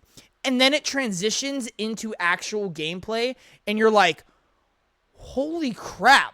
Like, it's not just a concept. Like, holy like, they're actually doing it. Like, you see, I just also like the idea that you're just like straight up magician. You're not like a wizard. You're not like Doctor Strange. Like, you don't have these cool supernatural powers. Like, you have a little wand, like a wizard you see at like stage. You have a deck of cards. You have like a little top hat on, and you're just like doing all these like silly string things, and you see all these rooms and staircases flipping on each other and morphing, and you're like flipping the whole world upside down like in an instant. And just the combat, the music, the presentation, it looks polished. Like, this one really just blew me away. Like, this is one where, like, when we were watching it, I remember being like, whoa, this looks crazy. This looks great. But it wasn't one of my top announcements. But then after, like, editing the reaction and watching it again, after doing a recap and review and watching it again and talking about it, after seeing other people's reaction and just watching the trailer over and over again, every time I see it, I'm like, hold on, there's actually something here. There is genuinely something here about this game. Like, if they can execute it, this concept and this idea that they have is so fun, unique, and exciting. I'm all for this. This is for sure my favorite new IP that was shown this week. This is for sure the one that, like, I'm going to be like repping for years and years until it comes out. Which is actually, it's coming out next year, which is also cool. This is not one like unfortunately, unlike Judas, where it's like we see it and we're like, dude, I love that idea. It looks cool. Yep. Like, it's exactly what I want out of a new IP. But we're gonna have to wait like 6 years for it. And now it's like this one. It's like we got this really cool CGI, and we're like, man, it looks awesome. But then they actually showed gameplay on the spot, and we're like, it looks just as awesome. And it's coming out next year, and it's on Game Pass, and it's being backed up by Xbox. And we know what won Game of the Year last year. The game that was backed up by Xbox is new IP that they thought looked really creative and really unique. I am all for this. This is an absolute banger alert, red alert, not a drill. I guarantee you this game is going to be special. 100%. All right. I like it. But kicking off our top 3 exciting times here on Player Way. All right. So I'm assuming we actually both have 2 of the same top 3s here, actually. Unless... I'd hope you have one of these in there. I know one of them we have. I know one of them I hope you have in there because I have some statements for it. So, would you like for me to go into my top 3? Yeah. I'm pretty confident we have 2 of the same here. I would be shocked if not, but maybe. My number 3 is Stellar Blade Blood Rain. Oh, never mind. We're cooked. So I love the first Stellar Blade. I do, despite its issues. I know it has a literal whatever story. Like, they don't feed into that story enough and make you care about the characters enough. I still think there's some charm to the characters, but I just don't think the story is... I think it's its biggest downfall of the game. But I still love the game for its combat, its visuals, boss fights, its music. I think everything else I absolutely love. And I love that we're this, of course, the look of Blood Rain, how we're going. and I did not expect. We throwing hands, baby. Oh, Throwing yeah. nothing but haymakers. Oh, yeah. This girl, she got hands, and I'm down for it. I'm so down to just be throwing like. I'm surprised this ain't higher on your list as the boxing guy, man. You throwing straight hands. That there ain't gonna be anything more satisfying than that, bro. But it just looks like everything I want it to be. I just really hope this game can really hone down on a story that's gonna be like way more interesting. But it's literally just a sequel to Stellar Blade, man, and it's like I'm glad to be getting a sequel to this game. I mean, I was So super soon, excited too. for. Yeah, and I was super excited for the first one whenever it got announced, and man, I'm just really interested to see how Shift Up cooks with this one. So Yeah. very very excited. Yeah, absolutely. I agree with everything. So, man, I'm really confused now. So, I guess you don't have one of these in your top 3, which really is surprising. But maybe I don't know. My number 3 is Resident Evil Veronica. Okay. I mean, I don't really. Oh, I know which one you're referring to. I have a reason for that. So I love Capcom. I love Resident Evil. I love survival horror. That's pretty much all I need to say. I mean, honestly, genuinely, Yeah. I love Claire Redfield as a character. I love Chris Redfield as a character. He's going to be in this game, which is really exciting because we're finally going to see the young Chris Redfield in a remake, which is really cool. Yeah, dude, I really like this trailer. Actually, this is one, man. I've said this multiple times. This is like one of my least favorite reactions to a trailer now, because I was so confused the whole time, and then when it was finally revealed, I was still so confused to the point where like I didn't even react. I kind of just like. I was kind of just like stunned.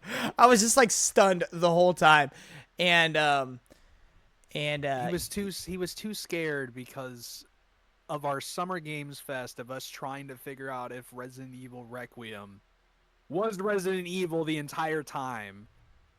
I remember that we were all trying to figure out and we kept questioning if it was. I'm gonna say you had PTSD and you're like, I'm not gonna call it just yet. Yeah, I know. But it Yeah, could be. Yeah, it was one of those things, like, because even during our reaction, like, I even said, like, dude, this hallway looks like Resident Evil. And then, like, and then you said, if you're wrong, you're going to look so stupid. So that got me, like, so scared in my head. I'm like, well, hold on, wait a minute. Like, I don't want to look like an idiot here. So I was more than convinced. I saw that old lady. I said, that's the RE engine. Yeah. That's the RE engine. Oh, man. But, yeah, anyway, the trailer, man, just that whole scene with the old lady, like, going into her apartment and then her leaving, you looking through that little door hole and everything. And I'm just like, oh, dude, that is, that's suspenseful. I like that. And then that whole little, like, final, like, montage at the end where they start showing all the different environments, the music starts ramping up, and it finally shows Veronica. Yeah, I'm very, very excited for it. I think this will be visually the best Resident Evil game to date. It's being made by the Resident Evil 3 team as well, so I'm gonna disagree with you for one reason. okay. There is a rumored Resident Evil 1 remake, which is being made by the Resident Evil 3 remake team. And I thought Veronica's being made by the Resident Evil 3 team. no, that's the 2 and 4 team. Really? It's been confirmed. The people, the people that made Resident Evil 2 and 4 remake are making this one. Interesting. Dusk Golem confirmed that or leaked that a while back, and then said the Resident Evil 3 team is supposed to be working on I think it's Resident Evil 1 remake. Which I think Resident Evil 3 remake is the best looking. Yeah. Well, no, now, I actually maybe now Requiem though. I think it's between those two. I think those are the actually. two Well, best no, looking I still stand by what I said. Like, because Resident Evil 1 isn't coming out until after this, so I still do think Veronica will be the best looking one to date until one comes out then. But Yeah, I don't know. I love the key art as well, by the way. I like, oh my god, just her standing in that red glaring light with like water running down her face and everything. Like, dude, it looks so crispy. It's beautiful. It's absolutely beautiful. Yeah, so I am all for this. It's literally everything I love about gaming. Brand new announcement. Capcom, my goat. Resident Evil, one of my goats. Survival horror, one of my goats. Yeah, all for it. Everything I want. All right, Nice. number 2. My number 2. You just talked about it. Resident Evil Code Veronica. It's not code. I mean, well, whatever, man. That's what I'm used to. They call it Code Veronica. We'll get used Sorry, to everything different. Let me go ahead and get rid of it. All right, there you go. Resident Evil Veronica. That just sounds. This sounds like DLC now. I mean, you said everything that needs to be said. I mostly this is up here just because I love Resident Evil. Like I love this franchise. It is Capcom doesn't miss on this franchise. They continue to be absolutely amazing. They don't miss on these remakes, so I expect literally nothing less, like in terms of the quality we're gonna see. I'm really excited to experience Veronica and its story and see like what things, just a little bit what they may change. I literally know nothing about Code Veronica as a game, so I think it's super interesting that I'm going to be basically going in blind. Like, I'm not going to know much at all. I know who the protagonists are, but like that's literally about it. I don't know how this story goes, how it taking place in France threw me off so hard. I was like, I had no idea we're in France, bro. I didn't know that either. Yeah. So But all right, cool. What are we on? Number 2. My number 2. A lot of y'all probably been guessing. What's my number 1? What's my number 2? If you know me, it's between 2. But number 2 for me is going to be God of War Lao Fei. This is just, in my opinion, the strongest showing of the week. Like I said, just the way they went about it, 20 minutes of uncut, interrupted gameplay. It showed everything you love about the masterpieces that are God of War 2018 and Ragnarok, except we're doing a whole new protagonist, whole new story, whole new concept. We're going way more action-focused. The side characters we saw are super interesting and really cool. The boss fights we're going for is really cool. The story beats that have already been set up just in 20 minutes are already more interesting than whole game stories that we get today. This game is pretty much a guaranteed game of the year nominee for next year. I am beyond excited for it. Like, this has been the one where, like, I have rewatched the whole 20 minutes so many times, and every time I watch it, I, like, genuinely wish I was playing the game. Like, I want to be playing the game right now. Like, I want to see what's next. What happens after the boss fight? Where do we go?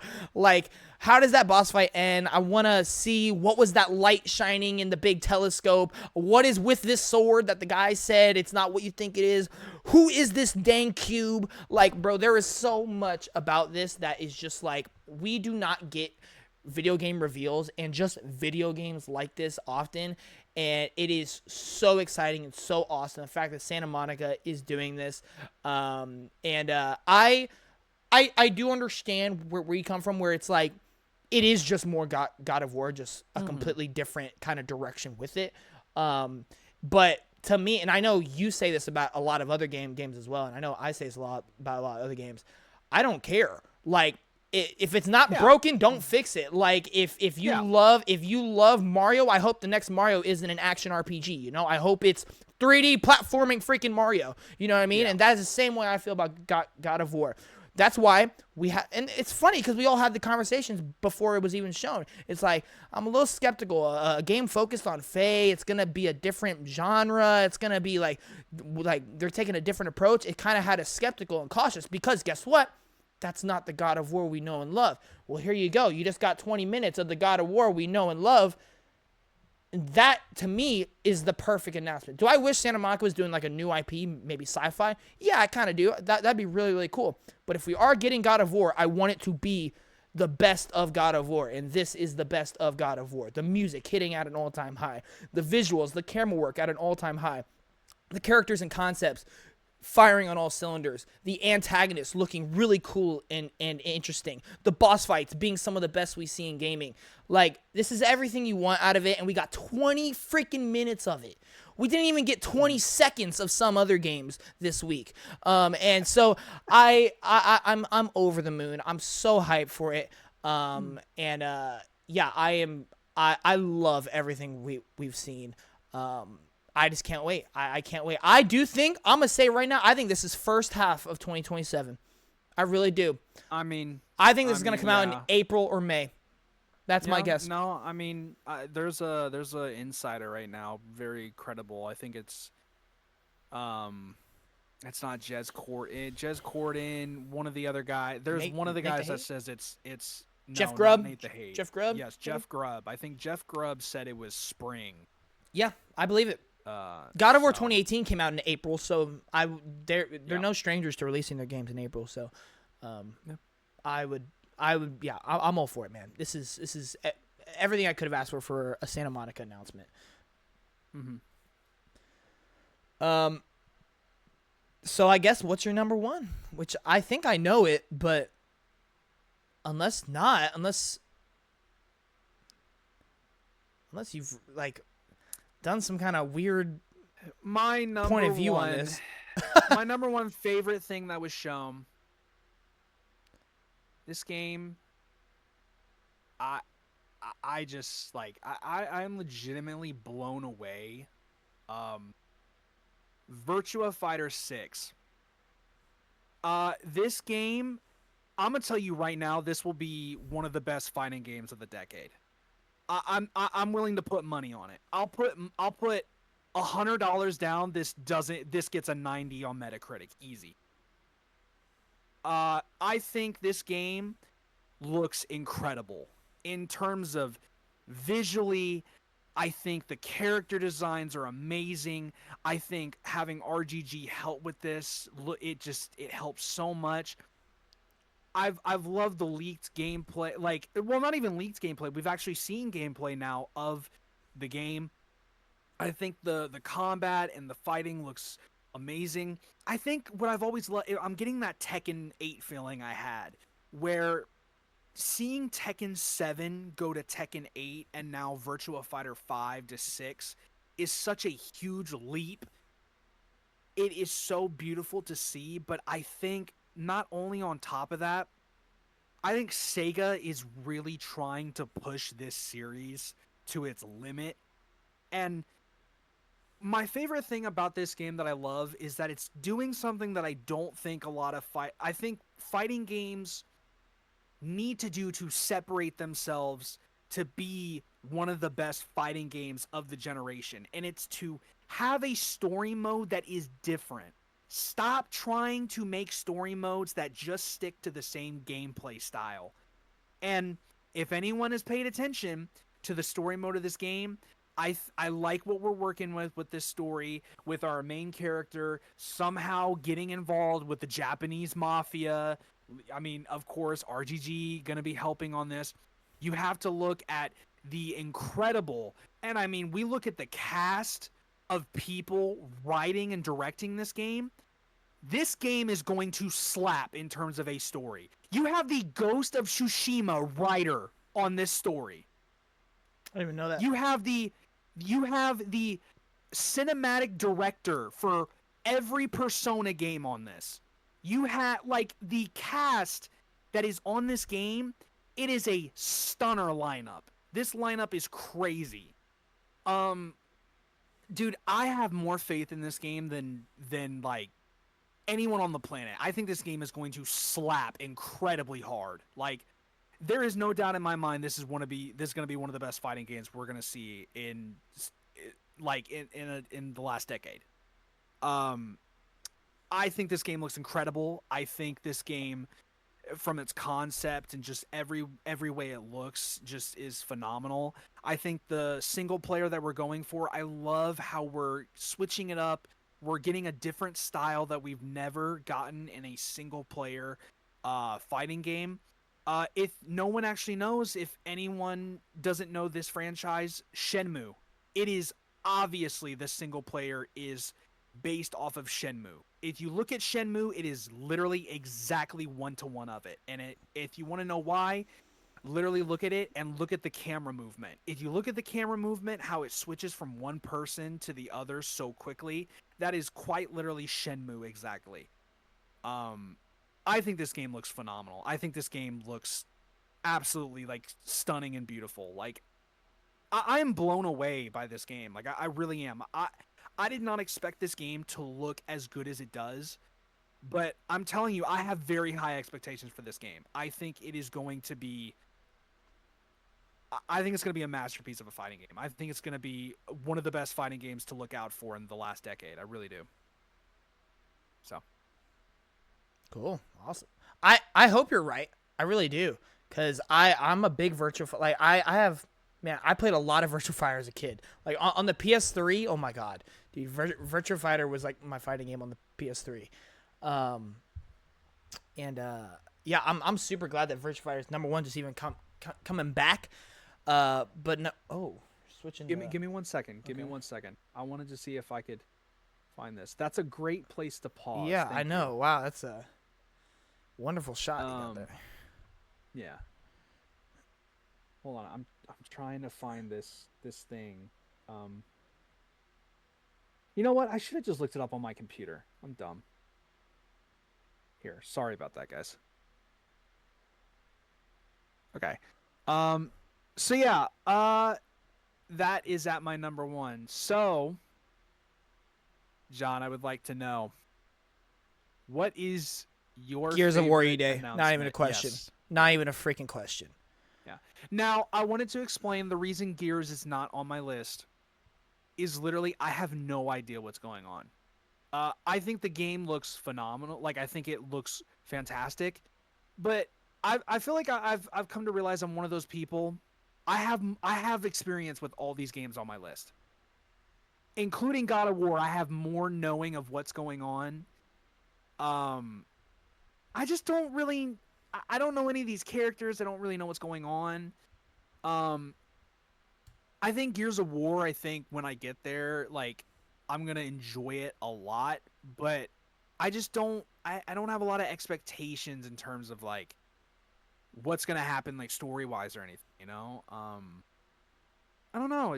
I feel like these other games I just have a little bit more bonding with, and I have a little bit more experience, so I feel like that's why it goes a little higher for me. Which I know is probably stupid, but I don't know. Like, I can't really explain it too much. Like, I think it looks phenomenal. I don't know. Okay. I probably should have put it as an honorable mention. Yeah, I don't know. To me, it's easily Gears of War E-Day.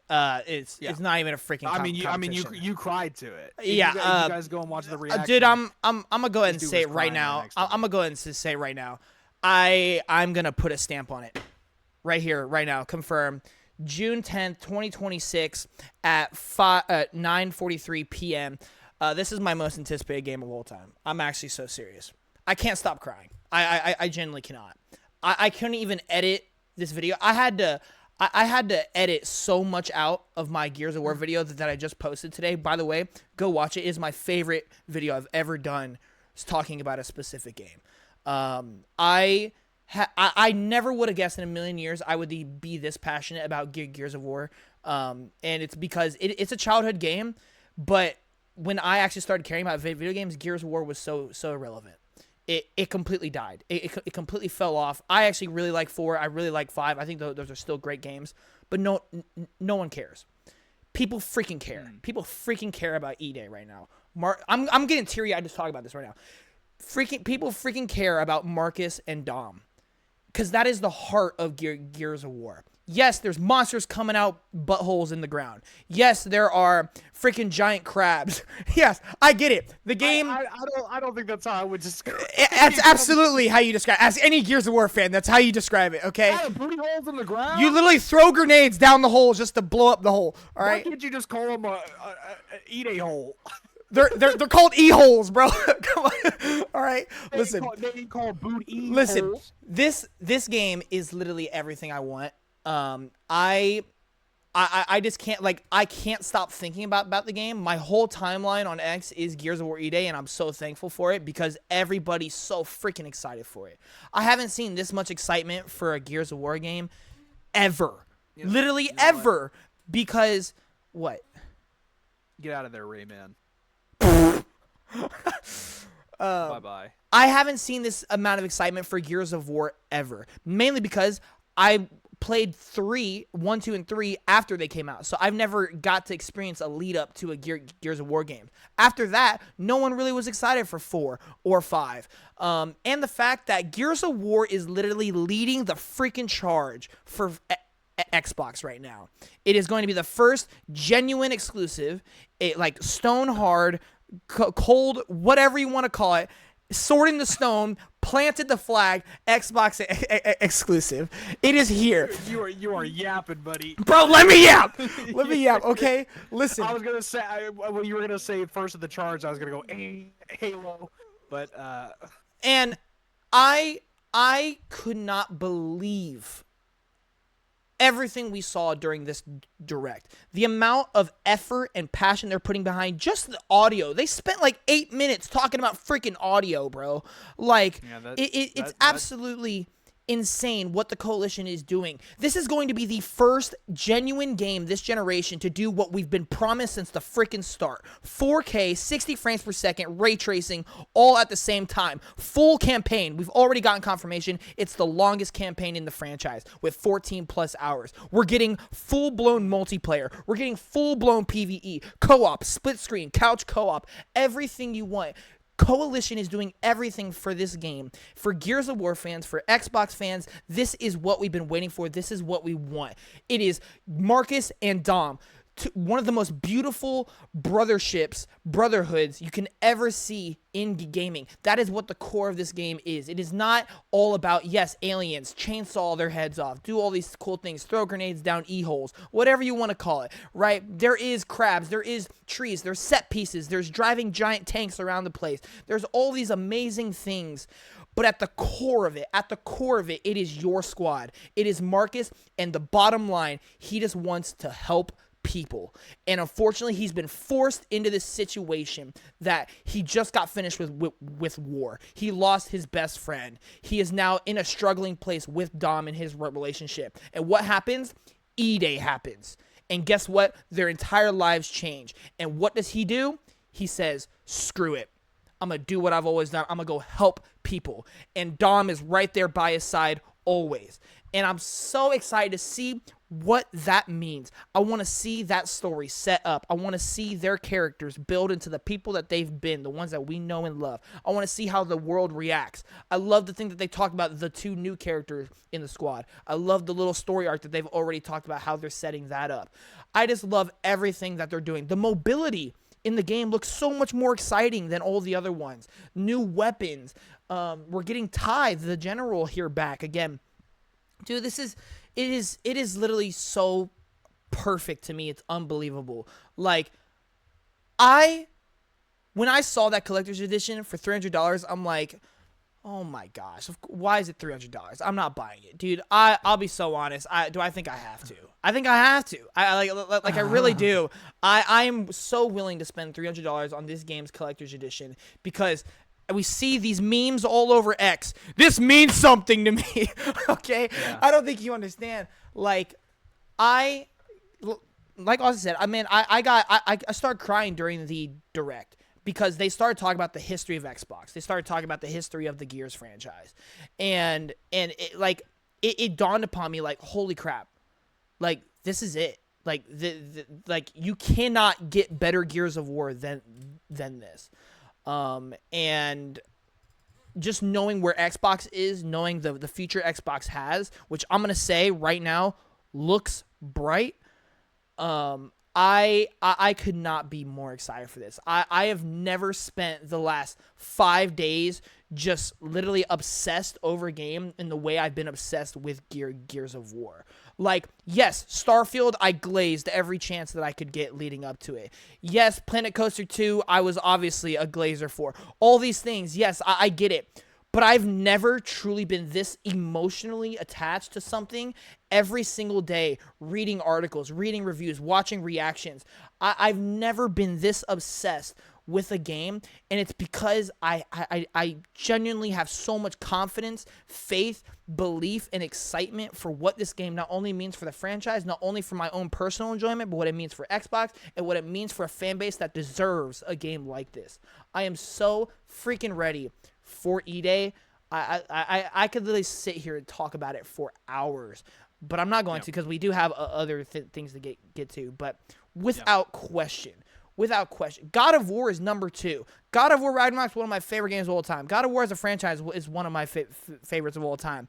It doesn't even lay a finger on Gears of War E-Day for me. Like, yeah, it's... I'm telling you, man. I think what Xbox does with those like specific directs is like I don't blame you. I really don't. Like they literally made it sound like this is gonna be the greatest like years of all time. Like the way they were explaining it, the way they talked about it. So I mean, I really don't blame you. Like, yeah, that direct put this thought in my head, and unfortunately I can't get it out. I don't like having this thought. I don't have these thoughts for like any games. I've been on podcasts and I've done multiple videos and I've said this, like, I never have a predetermined like opinion of a game before a game comes out. I don't see how this game is not a top 10 game of all time for me. I really don't. Like, I really don't. If the game is anything just like those first 10 minutes of gameplay that we saw, it's gonna be one of my favorite games of all time. And so yeah, I am so beyond excited and just overjoyed that this game even exists. And the fact that we were supposed to get Gear 6 and they decided to go this direction, and it's absolutely the correct direction. 100%. And who knows, maybe this game could get Gears back on track. Maybe they'll go back to Gear 6 afterwards, and maybe people will actually care, and they'll give 4 and 5 a better shot this time around. And maybe, you know, who knows? But all I know is Marcus and Dom are just, they're back, man. They're back. Yeah. We get to see the birth of the chainsaw. Like, come on now. That's freaking awesome. But yeah, anyway, let's go ahead. Let's get on with the awards. So let's go ahead. Let's get started with the first award. Oh, what? You want to say something? Hold on, really quickly. I just wanted to go over this, just because. So I was telling you about the Virtual Fighter 6 thing, okay? I just want to just go over the stuff really quickly, like I was saying. So they announced 4 roles, okay? World Building Supervisor is David Hatter. David Hatter. He's known for Yes. He's known for X-Men, Watchmen, Wolves, and Solid Snake. Okay, and then we go to lead writer, Brad Kane. Notable works: As Dusk Falls lead writer and a writer of Ghost of Tsushima. And scenario director, Tsuyoshi Furuta. Notable works: Like a Dragon series, Judgment, and Lost Judgment. So basically, pretty much a lot of Yakuza games. Scenario writer, Shinji Yamamoto. Notable works: Persona 5 Royal, Persona 5, Persona 4 Dancing All Night, Persona 3, Shin Megami Tensei 5, Shin Megami Tensei Devil Summit. So pretty much, yes. This is a star-studded lineup. Like, in terms of, like, what we're working with here, it, like, golly. When I saw that, I was like, yeah, this game's going to be a masterpiece. Like, I don't see how it's not. Yeah. But yeah, let's get into the awards. I hope you're right. I really do. Like, I want that for Virtua Fighter. Like, I really do. And I'm right there. I don't have it in my top 10, but I agree with you. The trailer was incredibly, like, it was blew away my expectation. Because I remember like the week before, or like 2 weeks before, like we got like a little glimpse of the gameplay. Like there was like some leak footage or something, and I remember kind of being taken back a little bit, but like, it's good. I'm not completely sold on it, But then like watching the trailer during Game Test, like it completely like re-sold me on it. And I mean that's not even. I mean, we have seen official like gameplay, Yeah. but not in like a match where we're seeing like, if we have any bars going on or if we have any health, and it was just literally two people fighting without any of that. Yeah. So I'm telling you, I have so much confidence in that game. Like that is shot up in the top 5 most anticipated for me for next year. Yeah. It's awesome. It's awesome. So. All right. So what is the first category? Or I'll let you pick whatever category you want to go to. You know, we've been talking a lot of good about some games. I knew you were gonna go to this. we've been talking too good about some games, man. We need to go to the absolute worst. Because there was some bad showings here at these events. There were some no-shows. I'd like to give out my first award for worst trailer. I think this is the worst trailer here. I would like to give that to the Dust Bloods. Dang it, you took mine. What a waste! What a joke! Of time. Holy, like, hey guys, here's 10 seconds of footage where literally maybe 2 seconds of it was different, and then we announce a play test. I wouldn't even say they wasted our time. They barely did any time at all. Yeah. like this is bro, I could have farted sooner than that trailer ended, bro. Like I could have a longer burp than that trailer was. It's ridiculous. Like, yeah. Golly, it would take longer for me to restart my PC than it would to watch that freaking trailer. Yeah. It was. Yeah, it was a complete nothing burger, is what I'd say. Like, it literally, like, why was it in the show? It was a nothing burger. It was screenshots of the previous trailer to announce an email. Yo, close network test, y'all. Oh, wow. Yeah. No, game's coming out this year, apparently. Andy Cortez, like, described it perfectly. It was literally like, it's like they forgot they had to be at the direct. They're like, oh, dude, we have 1 week. Oh. Yeah. Oh my God, dude. What a joke, man. What a joke. Hey, it gives me hope that it might actually not come out this year, because I need it for my fantasy. But I can't believe it, dude. I'm like I saw it, I'm like, wait. No way, that's it. Like, is that actually it? And yep, yeah, that was it. Yeah. Wow. Since we both had the same ones, since we both had the same one, I'll go ahead and throw out Swords of Legend. Is that what that was called? Yes. Swords of Legend. They showed like a whole freaking boss fight, and it was the most boring boss fight I've ever seen in my life. And then Phantom Blade Zero also had a really bad trailer. That was my number 2. Yeah. At least that one announced a release date change, so at least there was something. But like, can we stop bringing things to events where we just announce another thing to show it? I hate that. Like, why can you not just announce on the internet, be like, hey, we have a Phantom Blade Zero Direct coming, and it could have been tweeted out. Why did we have to see barely anything new just to announce a Direct? Like, I hate that. I really don't like that. We got to stop doing that. Yeah. Agreed. Yeah. Those are my 2 picks. All right. Where do you want to go then? What's the category you want to do? Let's go ahead and do biggest absence. Let's go ahead and do that. Okay. So yeah, this category is basically the games that we are surprised or hurt were not shown anywhere during any of the events this week, either because they absolutely should have, or we expected it, or we were led to believe it would. So I have 2 for this one. So me and Austin probably have one similar game, so I'm gonna go ahead and start with that, being Kenna Scars of Cosmora. I cannot believe this game was not at the State of Play. I can tell you right now, if there is a September State of Play, it's got to be either September, October. If not, it's coming out next year. You know, I'm gonna make a prediction. December. It's gonna come out in December. That's my guess.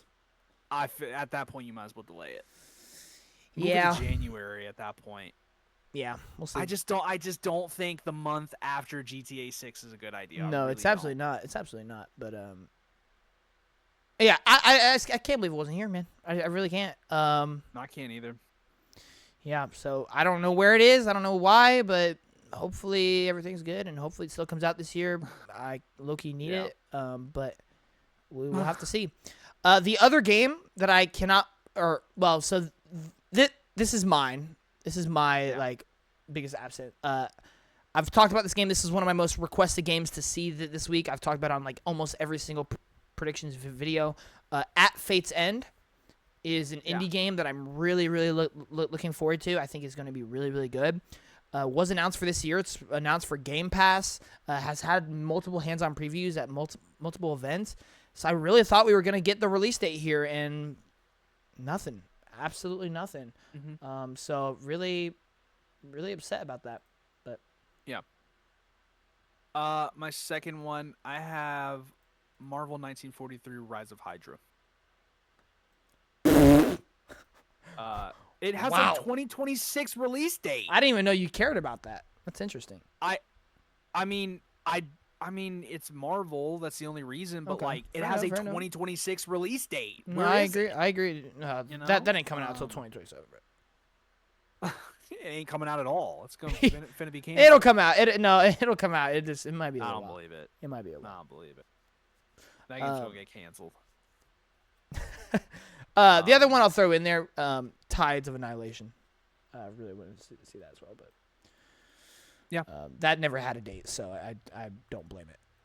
But yeah, the only other one that I was gonna say that didn't have a date, which is just what I expected of the Nintendo, was Luigi's Mansion 4. I really expected that to be there. It just felt like a perfect game to show. Mario Kart DLC, RIP. Honestly, I wasn't expecting it, to be honest. I think the game needs it desperately, but I just, knowing how they did it with Mario Kart 8, I didn't think they'd show it. Honestly, I think that'll just be a Nintendo Today thing, because they've been doing that a lot. They've just been doing some random announcements all over the place. I feel like they'll just randomly announce DLC. So much, dude. I hate it. Someone was so real. They were like, they should have never announced Star Fox. Like, they should have just, they should have never announced that Star Fox Direct. Just literally should have just shown it in the Direct. Like, it would have made the Direct so much better. Yeah, that's a great point. Didn't already know the pipeline of things like Star Fox, Rhythm. Like, even though Rhythm Heaven was 4, but it would have been a lot more exciting. I agree. All right, so now go ahead and let's go to the next one. Which one you want to go to? Let's go to. Ooh. You know what? I love me some surprises. Okay. What are our biggest surprises? I'm gonna have one on here. I'll go with my first one.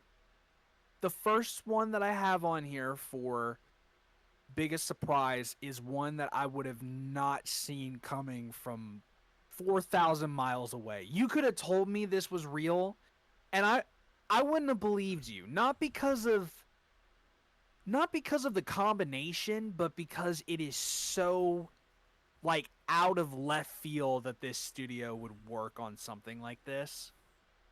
And I have as one of my biggest surprises is the Teenage Mutant Ninja Turtles: The Last Ronin game being developed by Platinum Games. It's a good one. I would have never expected Platinum Games to be making a Last Ronin game. I think when you look at it, it makes sense, but it's wow, they've gone from Devil May, what is it? They said Nier, Bayonetta, Ninja Gaiden 4. Yes, it was Ninja. It wasn't Devil May Cry. Sorry, it was Ninja Gaiden. Yeah. To it's insane. I was shocked when seeing it. I was like, wow. But it makes so much sense. Yep. I also have this as one of my biggest surprises. It's one of my two. The Last Ronin. Yeah. Not the fact that the game exists because we knew the game existed. Yeah, kind of like what I was like, just the surprise of it being here and the fact that it's Platinum Games. The announcement of that is absolutely wild. Yeah. Very, very exciting for sure. So what's your other surprise? My other one, this is okay. I low-key manifested this. I think I'm the reason this game was here. It's funny. The day of Summer Games Fest, you will not believe it. I was having conversations about what could be there. I don't remember how I got to this conversation. I think I was talking about games that Axel likes, and I said Wolf Among Us 2 is never coming out. Oh yeah. I said it's never coming out. I said I wouldn't be shocked if that game gets canceled. Lo and behold, when there's no leaks and rumors of the game being at Summer Games Fest this year, look who decides to show up. Dude, I don't know what to say. Like I didn't think in a million years it'd be there. There was no leaks, no rumors, no absolutely anything. This is the one event where no one guessed that it was going to be here, and guess who just decided to show up to play with the big leagues? Yeah. You know, like he's like, "Hey, I'm back. Like, how you doing?" Man, that's insane. I'm still in awe over that. Like, That is pretty crazy. I mean, I know it may not be like the coolest thing in terms of like, oh, it's not a smaller game or anything. I would be willing to throw out a smaller game out there that I think doesn't have like a super big, like well-known studio. I want to give a shout out. Yeah, I want to give a shout out to the Crossfire game. Ah, that's good. Um, I'm glad you shouted that out. Yeah. I think that game was surprising in terms of like the studio mixture that we got going on there. And the fact that it actually looks promising, like it. Yeah. That's No Moon like is the studio. Yeah, and like the people, a mix of people that worked on Last of Us and The Division. Yeah. So like such a weird combination. Like Both of which are very great games. surprising. Yeah, and I mean it looks good. Like it looks promising. Yeah. So, Absolutely. wanted to throw that out there. Yeah, absolutely agree. My other one, kind of alluded to it earlier, Senua. Yeah, Senua was a massive surprise. Like, which is funny because I kind of agree with you. I kind of hold myself responsible for manifesting it because, except I straight up called it during our Xbox prediction. I said, you know what? I'm gonna just throw every event. There's always some studio that we have no idea their game is as close to release as it is, and just never saw it coming. And so I was like, you know what? It's been 2.5 years, almost 3 years now. I think Hellblade. I think Ninja Theory is gonna show whatever they're working on. Next thing you know, Senua's face shows up, and I'm like, holy crap! It's coming out next year, and yeah, this looks awesome. It looks awesome. This is one that there is no reason it's not in my top 10 anticipated outside of there's 10 fantastic games in my top 10. That's literally the only reason. Like, I am super excited for it. And I hope this is the best one out of the three. But all right, the next one we're gonna go to kind of on the similar side of surprises. We're gonna go with hidden gems, the ones that caught our eye, the one that we were like, oh man, I think this is might be a sleeper pick right here. Okay. I'll go and start with mine because I say this, but honestly, with how many people are excited for it and how many people have the same opinion that I do, it's almost not really underrated. But I do have Magicians, the Devil's deal here. Yeah. Like this one, like I can see where a casual completely goes under the radar with it. But at the same time, people who know what they're who know ball are like, yo, this game has some sauce to it. Yeah. And so I am, that's the one I threw in here. You already know my opinion on it. So. Mm-hmm. I am going to throw out. Sorry, I don't have my notepad up. The Lost Wild. Wow, that is a deep cut. I like it though. I like it. I had no idea you were really interested in that. That's awesome. I mean, bro, it like It's dinosaurs, bro. well, yeah, but like we're going like a horror route with it, and I don't know. Like I like the trailer they had for it. I don't know. I could see that one low. No, I like it. Being, I like that. Really interesting if they go about it correctly. Yeah, I have it on my topsters like for anticipate. I just didn't. Yeah, Yeah. That's great. I like that pick. That's good. Any others on yours? Yeah, I have one. I have the game Clutch. Yeah, I thought about that one, but Yeah. I ended up putting Crossfire. I Again. almost wanted to put this one for favorite trailer too, because I think that's the reason I think it's a little bit of a sleeper pick because the trailer really sold me on the idea so much. Like, dude, just watching this trailer, dude, I got so locked in watching this trailer because like the premise of it being super story driven, being the Forza Horizon, being former Forza Horizon devs, meaning they know how to do a racing game, being story focused, having like really cool action moments where he like ramps off a helipad and shoots a grapple hook on a helicopter. Like, what the heck are we doing? Fast and Furious looking things. The the actors that they got in here are really interesting. Like, Lil Sims is somehow involved in this game in some capacity. Like, oh heck yeah, yeah, like it, dude. This game looks really, really promising. So I would keep an eye on this one. I think this is a sleeper pick for sure. Mm-hmm. Do you have any others? No, it was just the Lost Wild and Crossfire. Okay. I think the only other one I would say is if anyone is a big fan of Vampire Survivors, the Jujutsu Kaisen Rumbles Survivation. I don't really like the way that word is. If you're a big fan of JJK, I think this is going to be one of the best Jujutsu Kaisen games out there. It's kind of like turned into a battle royale-ish where you have like 15 minutes to basically survive a horde, but you can also make your opponents and the people you're going against, you make their runs harder. I low-key think it sounds like super fun and interesting for that style, so I would say that might be a little hidden game you might want to check out if you love Vampire Survivors. Yeah. I'll also throw out one more real quick. Star Wars Zero Company, I think, has some promise to it if you're into those strategy games. All right. You can choose should which we, one. Should we go to? I think we should do. Let's do trailer. Okay. Oh, that's fine. Okay. That's fine. Okay. Well, because I was like favorite best trailer. I mean. Okay, that's fine. That's fine. That's fine. Okay, exceeded expectations. So, man, this category you really start to see me as a person and what I love. Uh-oh. I'm just gonna tell you both. Uh-oh. My number one, of course, is Virtual Fighter 6. Okay, I also have that here.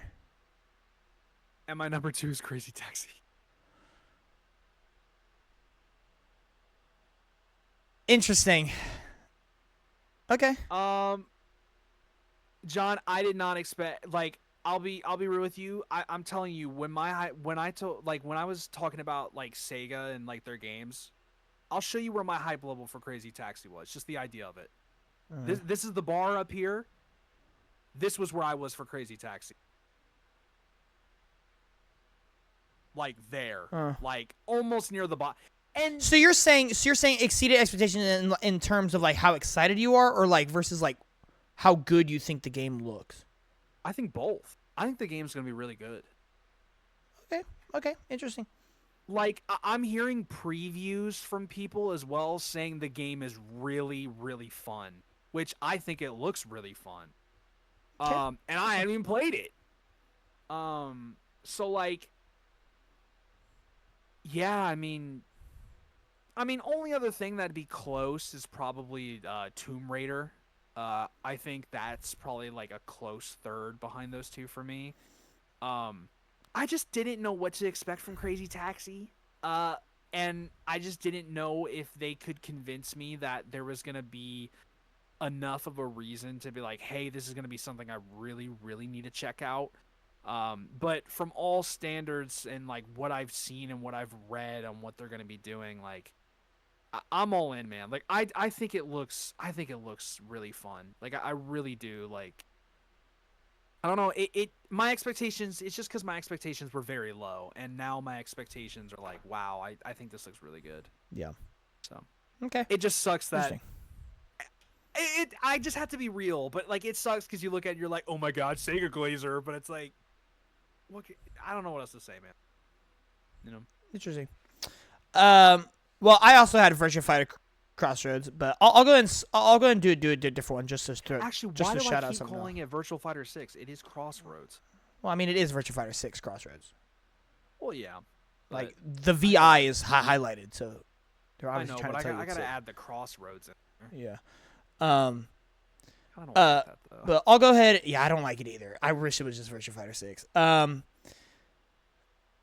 I'll go ahead and change it just to shout out something different. My biggest exceeded expectation. This one I'm looking at the perspective of where my hype was versus like where it is now. So exceeded expectations in terms of that, not in the sense of like I think it's going to be way better than I expect. The quality is about what I expect. That being Halo Campaign Evolved.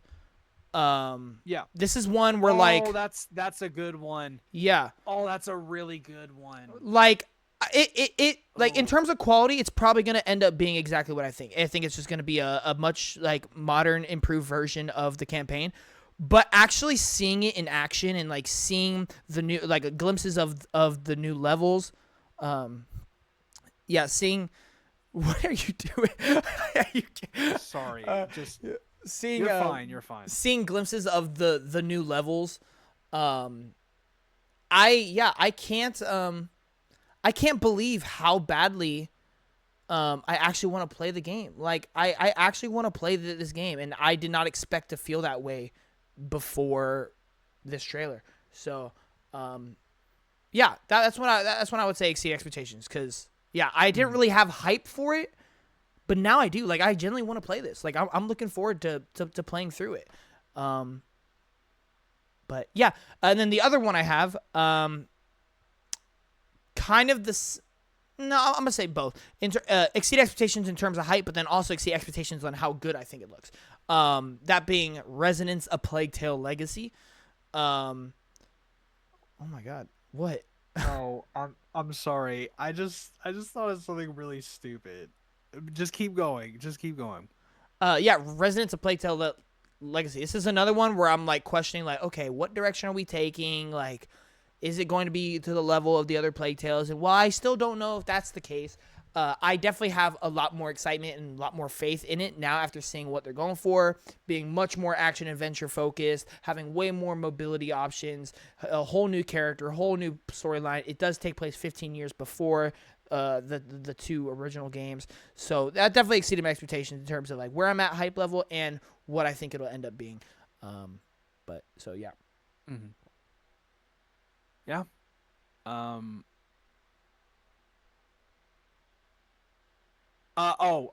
remember now. I was gonna say, I would like to change my biggest surprise.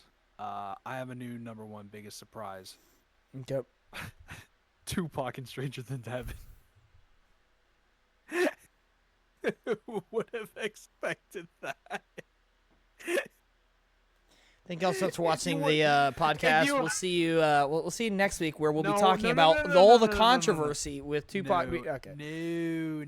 no. We gotta go over favorite / best trailer. I will be covering that when I cover Stranger Than Heaven on the channel. So Cool. But trust me, I got Sega down, except Alien Isolation 2, because I don't know anything about Alien Isolation 1. I got you. So yeah, favorite and best trailer. Ooh, I just thought of another good award that we should do. Okay, then what is that? Let's do it. The game we want to see more of the most. That's a good. That's a good pool, ain't it? That's a really interesting. It's a really interesting pool, ain't it? Oh. It's a really interesting pool. Well.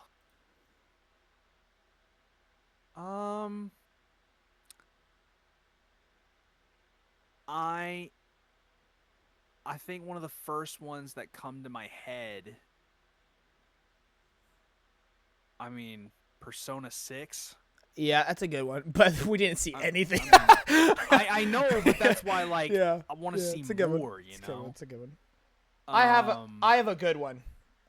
I have a really Mhm. good one. Gen Atlas. Yeah, I agree. The concept is there, the director is there, the studio is there, Epic Game Publishing. I really like the trailer we got, but I'm not sold on it being amazing like all the other games. So I'm, well, yeah, that's when I really have to see more of there, for sure. But I think it looks really cool though. It looks really cool. Yeah. I'd put.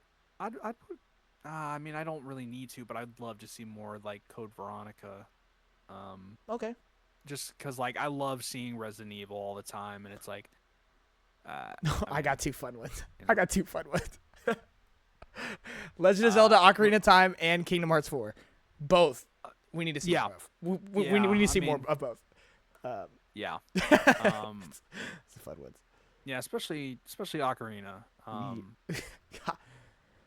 Isn't that funny? We've gone the whole episode without talking about Ocarina at all. That's hilarious. Hey guys, if you didn't know, me and John aren't the biggest Legend of Zelda fans. Unfortunately we don't not. hate it. No.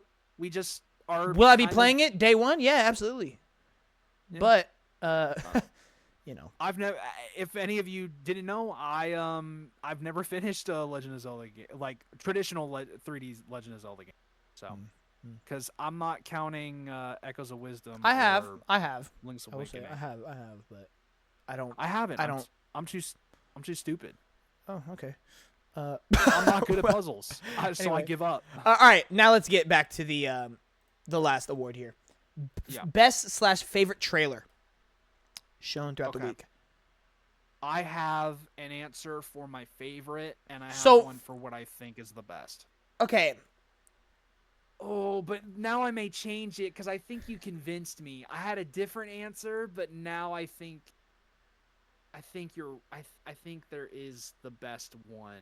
I think it's between two. Which one was the best? Okay, out of every event. I'm gonna narrow my criteria for this a little bit because off rip I would say God of War and Gears are my two.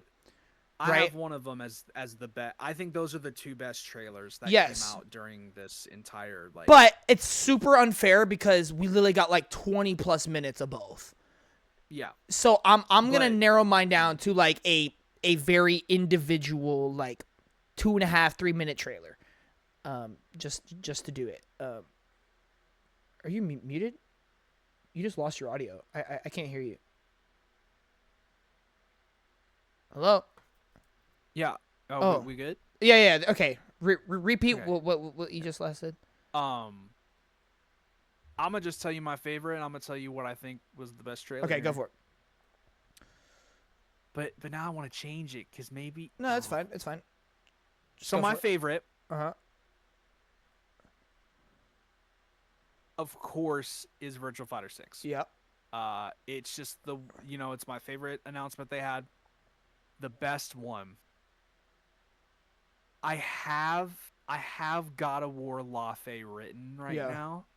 I think that's the correct But answer. Personally. but I could see it being no. I'm gonna say Lafe. Yeah. I think Lafe I think is the best trailer here. Yeah. Of like the I agree. whole entire Yeah.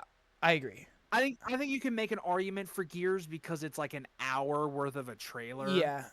But Yeah. I think I Lafe- agree. I agree with you. But so my two favorite like individual trailers. One of these you're probably not gonna see coming. My number one for sure is Control Resonant, the one at Summer Games Fest.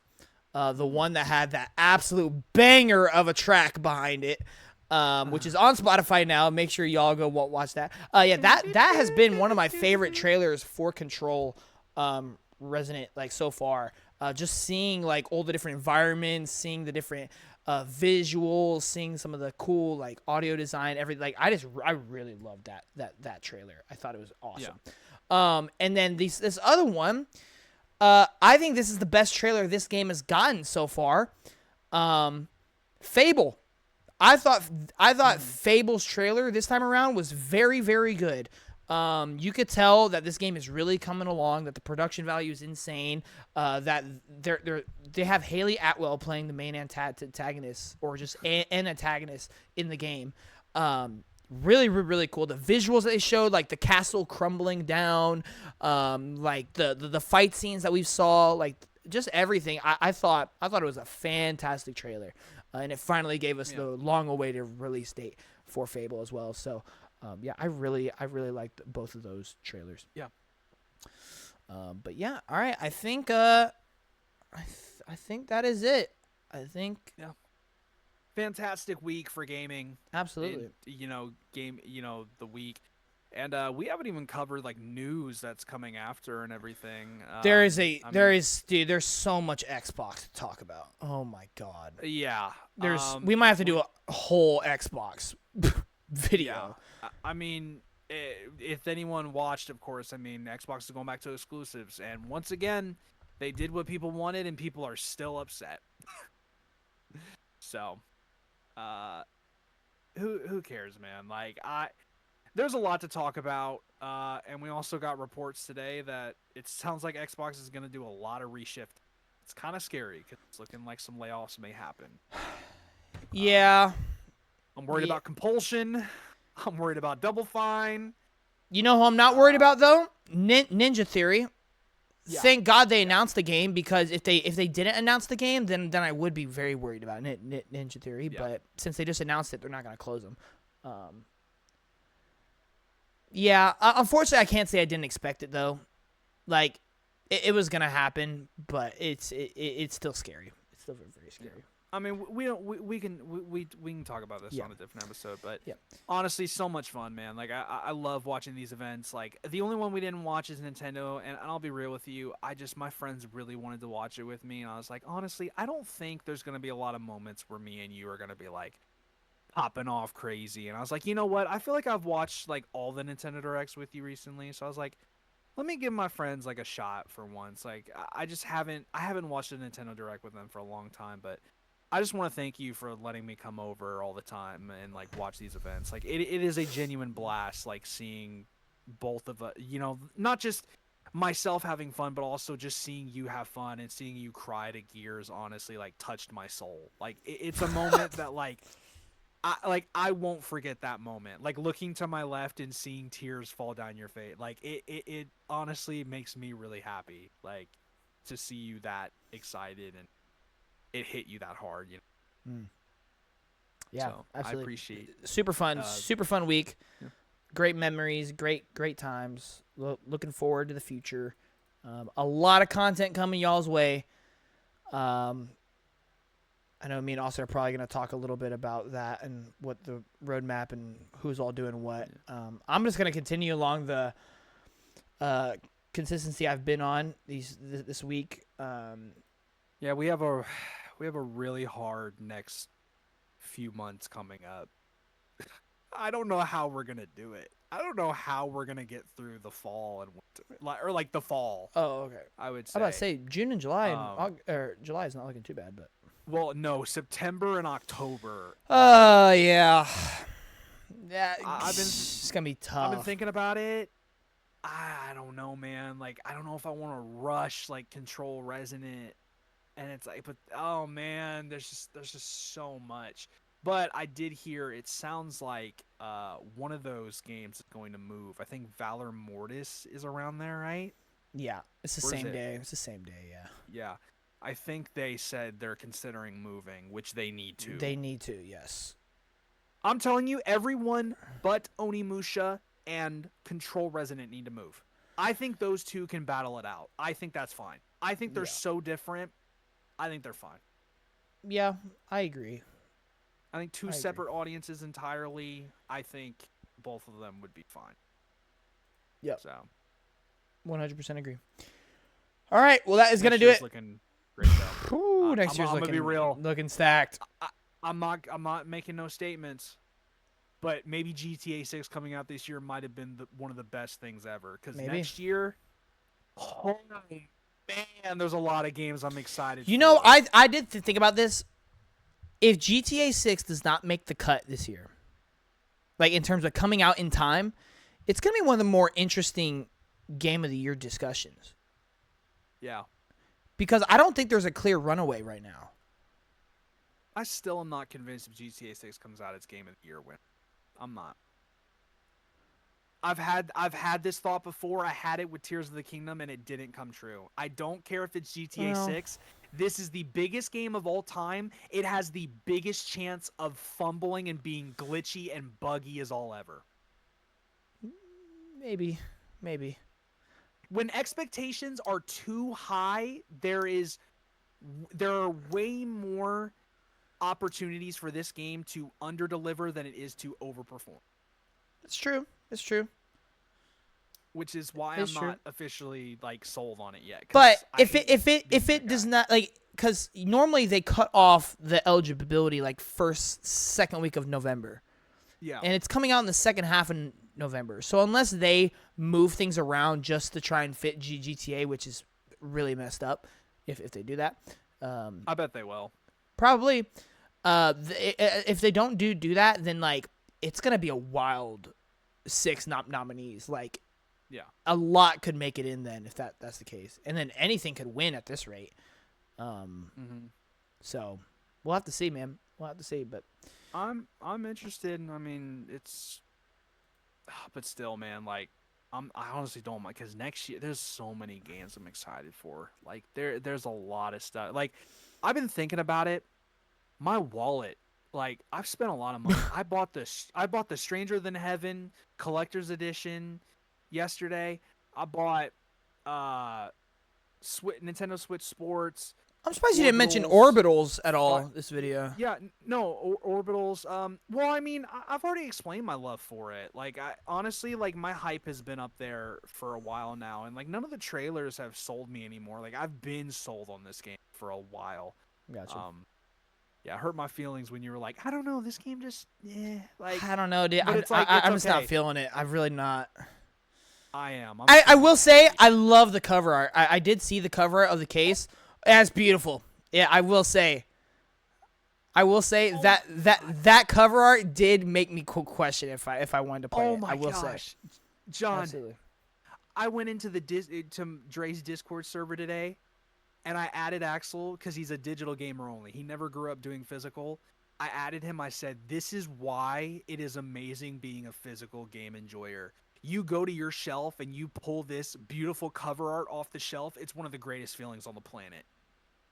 Yeah. No, I agree. It looks awesome. But yeah, I don't know. There's just something about Orbitals. It just doesn't work for me. But I'm very excited. I am beyond excited. I hope it's good. Like, there's a lot of cool things about it. I'd expect it to. It's got apparently It Takes Two devs on it, former. Yeah. So, I hope they know what they're doing. Yep. All right. Fantastic episode. Yes. Thank you all so much for watching as well. Yes. Yeah, we'll have to be doing something else too. The news. Yeah. But anyway, thank you all so much for watching. We'll see you in the next one. Johnnymmer out. Peace.